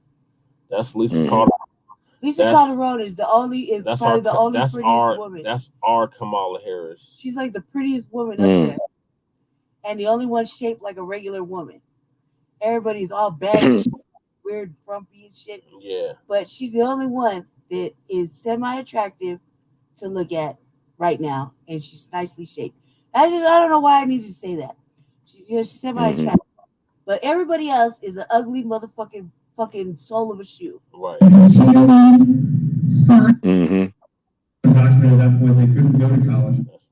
that bitch said, I'm so proud to be up here with all these women of color. And I said, what women of color? There's only 2 black women. Certain segment of the city. It's not. Do you believe the safety budget, including the Denver Police Department, should be reduced? What is the appropriate level of budget for our safety department? If you ask me, the police budget is too high as it is. Like 40% of our budget is going toward police and public safety. What are they really policing? Right. Studies that show that more police does not equal less crime. So really, what are we throwing the money at? For them to terrorize and disturb our unhoused neighbors, which is my turn, by the way, to respond to situations where you think the police are going to respond when the dispatch is an hour late and somebody can die as a result of waiting on 911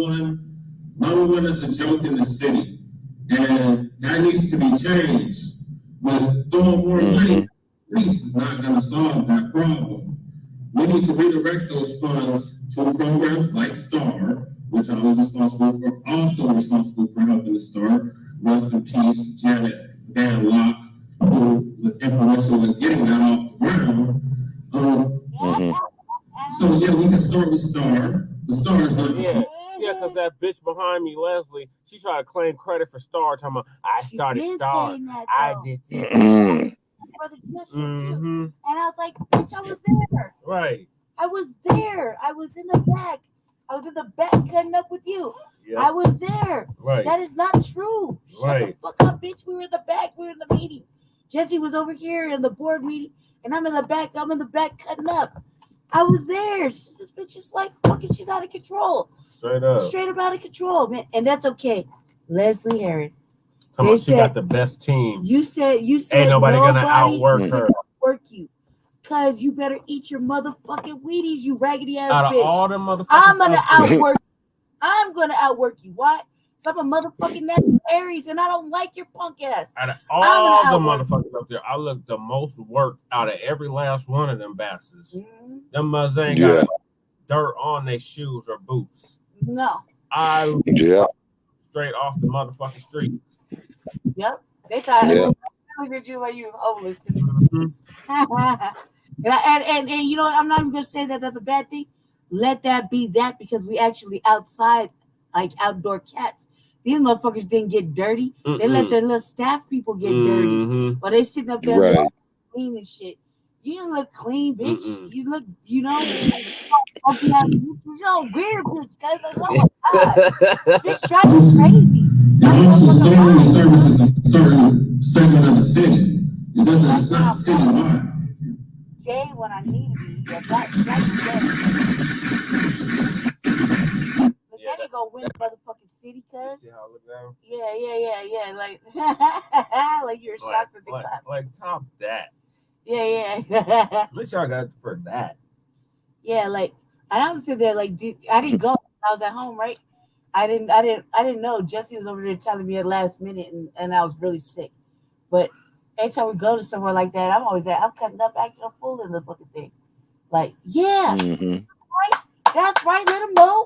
That's right. right? Because it's just us. It's just us. These motherfuckers come with a whole camp. Yeah. They got like 5 people with them when they show up. It's just me and Jesse. I got cut up and I got beat out. The first question is for Lisa. Does this look like a black dude to you? No, Shabaka, does that dude look black to you? That's personally from this angle, like an alien. Nah, it's hard to tell from that angle because he's got his back turned. No, that's me. Yeah, this dude right here. Oh. I'm talking about the one in front of the chair. Yeah, that Jesse's the only one with hair up there. Yeah, I'm the only that one. Okay. Your hair grow, man. He's like, he said, I didn't bring my pick. He's like, I was thinking about it, but I didn't know if they were gonna have police there or not. I was like, they didn't know you was coming. But watch, the one I hand the mic to. Okay. What is city government's role to provide affordable housing? What is your plan to increase the amount of affordable housing? First, if it was me answering that. No, he don't look black to me. Exactly. Now that motherfucker looked like a whole alien from the side. If it was me answering that question, I would have like, first of all, I need to stop saying affordable. Right. Affordable for who? Who the hell is it affordable for? They've been stealing it. They've been running off with this shit. I don't even want to play his stupid ass answer. But Shabaka. I say this one thing about this shit, right? These motherfuckers are so conditioned, and they got their little pretty talking points down pat. Me and Jesse, man, like there was no police at this event, right? But normally they know that we're invited. There's police everywhere. It's always it's just for us, because these people don't need police. But it's like it seems like police there for us, right? Well, that means you definitely being keyed on, and then what you being keyed on, that tells me that you can win. And the police, you'll be their boss. You know what I'm saying? Yep. And I'm gonna force them to write my name in. Fuck these motherfuckers. Oh yeah. But I'm gonna skip. I'm gonna get to the closing because that's the best part, is the closing. Okay, and I'm about to fall asleep to you guys. I'm just letting you know. Okay. But I want to see the closing. And you doing the senior apartment complex tomorrow too, right? Yeah, in a couple of hours. That's why I'm like, maybe we should. Oh, okay. Yeah, I'm gonna do part 2. I'm gonna have to do another episode tomorrow. Yeah. Yeah. Hey, so you need to put all these assholes on blast, man. Since you got them up there, like that. Yeah. Just ask the motherfuckers, hey, where y'all are? You all gonna come help me feed the seniors on Sunday? Oh, they'll make it a point to come out. These motherfuckers are Yeah, showboaters. no. What I'm saying is though, but Jesse's got to spring it on them when they least suspect it, so the public could see it, with mold all on their faces. Yeah. Well, you see that looks. Because Jesse documents every Sunday what he does. Yep. And I document all these events too. Mm-hmm. Hosting us, thank you all for coming, and much love to you. My name is Kelly Bruff. I've never run for office before, and I won't run for another office. I wanted to be the mayor because I think my history and my experiences uniquely qualified me for this moment we're in our city. And I'm committed, like all of you, to ensure we're leaving to our kids and the next generation a city we can be proud of and frankly they can be grateful for, and we're not doing that today. So I'm running because the 3 issues that I think are most critical for all of us, affecting all of our lives. Our communities are not as safe as they should be, and we can make them safer. It's the fundamental responsibility of government to do so.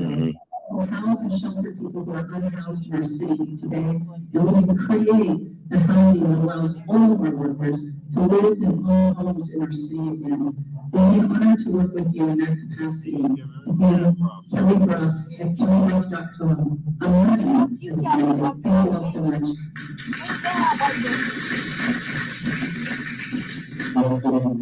My name is Justin LaShawn Harris, as I've already stated. This is not my first rodeo.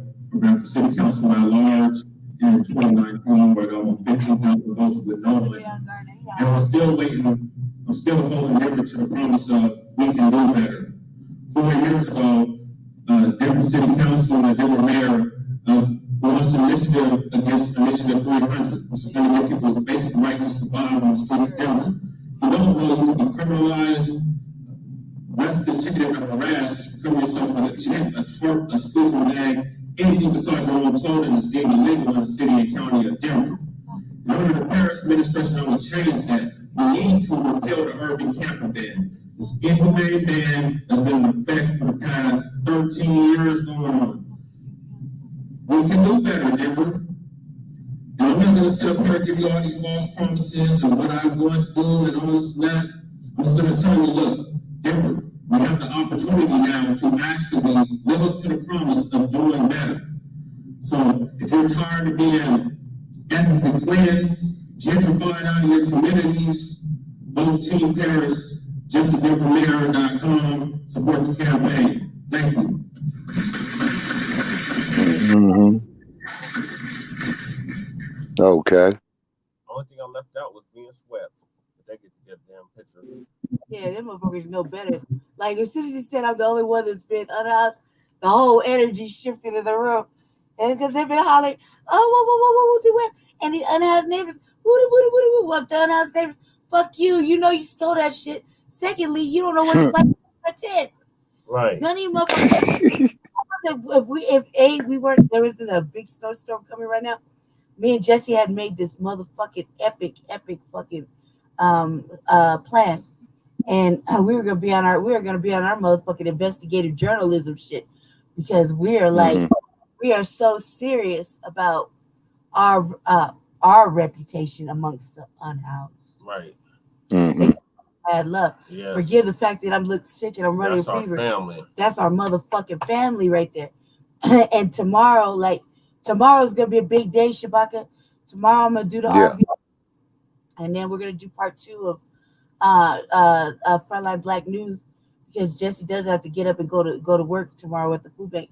But I have to do the RVA, and on the RVA we're gonna be touching that Black trans issue, because during the reparations meeting, this person decided they wanted to talk about Black trans as layers of oppression Yeah.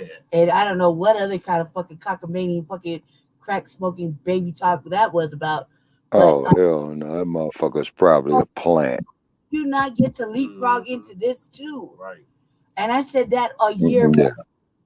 You do not sit it the fuck down. You Right. be getting You already passes. getting the motherfucking checks from fucking You San get Francisco. safety nets. You get fucking Yeah. you get bills. You got fucking you got housing. You got all kinds protected of shit. status. Protected status. Mm-hmm. People don't Yep. got shit. We don't got shit. Yeah. Okay? Don't let the shade deflect the message. There is no safety net. Look at what's going on. There's no protection Yeah. to Black. Okay? Yes, sir. This Black trans shit. You're Black at the end of the day, and you still will suffer the same motherfucking shit. The police don't care when they beat the fuck out of you and kill you. They don't care when they kill you in jail. They don't give a fuck about your fucking sexual identity or your misgendering or whatever the fuck. Jesse had the air quotes on misgendering for me. Misgendering, okay? They don't give a fuck. You're Black. When they shoot you, Right. kill you. When they beat you, when they throw you in jail, when they say you fit a profile, you're Black. It's because you're Black. And then everything else is defined in there when you talk to your lawyers, okay? But you're fucking Black. Period. Yeah. Black first. Okay. Hey, you guys, I'm gonna have to lay it down, man. Okay, give us your closer, Shabaka, on your way out. Yes, sir. Okay, my closing, this is my closing. Definitely all in favor of the reparations going on in California. I will be monitoring the situation. Also, to support Jesse Paris for mayor. He's the only legitimate candidate to make a difference in the city of Denver. And then we still waiting on for you Biden supporters to give us a call. And then also to the other mayoral candidates of Denver, Colorado. Are you going to be out there with Jesse tomorrow when he disperses the food there to the senior citizens? No. Are you out? All right. And that is my closing statement, and vote Jesse LaShawn Paris, mayor, the 2023 for Denver, Colorado. You all need him in Denver, Colorado. And later for hand coon and ass scratching ass politicians like him and Eric Adams and whatnot, London Bridge over there in San Francisco, Higginbottom down there, and Atlanta, Georgia. You all ain't no damn mayors. You motherfuckers is puppets. The only person who's going to be a righteous mayor is this man right here for the mayor of Denver, Colorado in 2023. And to all the other mayoral candidates who's running for mayor of Denver, I'm sure Jesse would appreciate you guys coming out there helping him tomorrow when he goes up there and serves the senior citizens tomorrow. Brother's been doing that there going on there for 6 years now. And I ain't seen that one of you sorry ass candidates helping Jesse at all for the mayor of Denver. All right, I'm Shabaka St. Corey, for Front Line Blacc News, signing off from Las Vegas, Nevada. Y'all have a nice night. You too, Black Power. Good night, Black Power. Always. Yes, sir, always. Okay. Talk to y'all tomorrow. Okay. Peace. So, as Lady Che alluded, we're going to do a part 2 tomorrow. So, make sure y'all stay tuned for that. We still didn't get to what's happening in Atlanta, Georgia, with the Cop City protests and the state of emergency that was declared. And the candidates are not going to be endorsed by Michael Hancocc. Michael Hancocc has a message for the candidates, including myself, around homelessness, and he's not endorsing anyone. And for city council either. And the Denver City Council meeting on the Park Hill Golf Course that took place this past Monday. Yeah. And the general public comment that was before it around the sweeps and the Unhoused Neighbor News and the Unhoused Neighbor Sweeps. So tune in tomorrow or later on today for part 2 of season 2, episode 43. So peace, love, light, reparations, and Black empowerment. Make sure you check us out later on. What do you have, Lady Che? Pray for the girl, pray for the dog. dog's very sick. As you can tell, we were like really, really sick. But I got in an accident today of epic proportions. Or sorry, yesterday on the RTD, and I'm in a lot of pain, not really feeling good. So pray for the dog. Keep the dog in your prayers. Keep Team Paris in your prayers, because we are going through it and in the worst way. So keep us in your thoughts and prayers, and not to make jokes out of it, but really keep us in your thoughts and prayers, because without this portion, part 2 of Team Paris, our shit would be dead in the water. So keep me in your prayers, and let's help me. Let's all manifest some great shit going on with us, because we intend to make it very difficult for you off-brands. Yes. This is just the beginning. It's war now. It's war now. Eat your motherfucking Wheaties. Team Paris is coming for you. If you didn't learn throughout this whole little 6 months, we've been burning up the streets, and that's why they shift around in their seats like they got ants in their pants. Facts. Yeah. So we'll catch y'all later on today, tomorrow. Make sure you like and subscribe to Front Line Blacc News. Make sure you like and subscribe to the Revolutionary Agenda. And make sure you check out Shabaka's Black Experience Enhanced every Tuesday. We're still waiting on you body supporters to call in. Y'all know the number, so don't play dumb. I want to know where the Kamala supporters are. Them too. Y'all welcome to call in as well. 516-418-5996. Press 1 and you'll be live on the air. So once again, peace, love, light, reparations, and Black empowerment. We'll be back later on. Peace.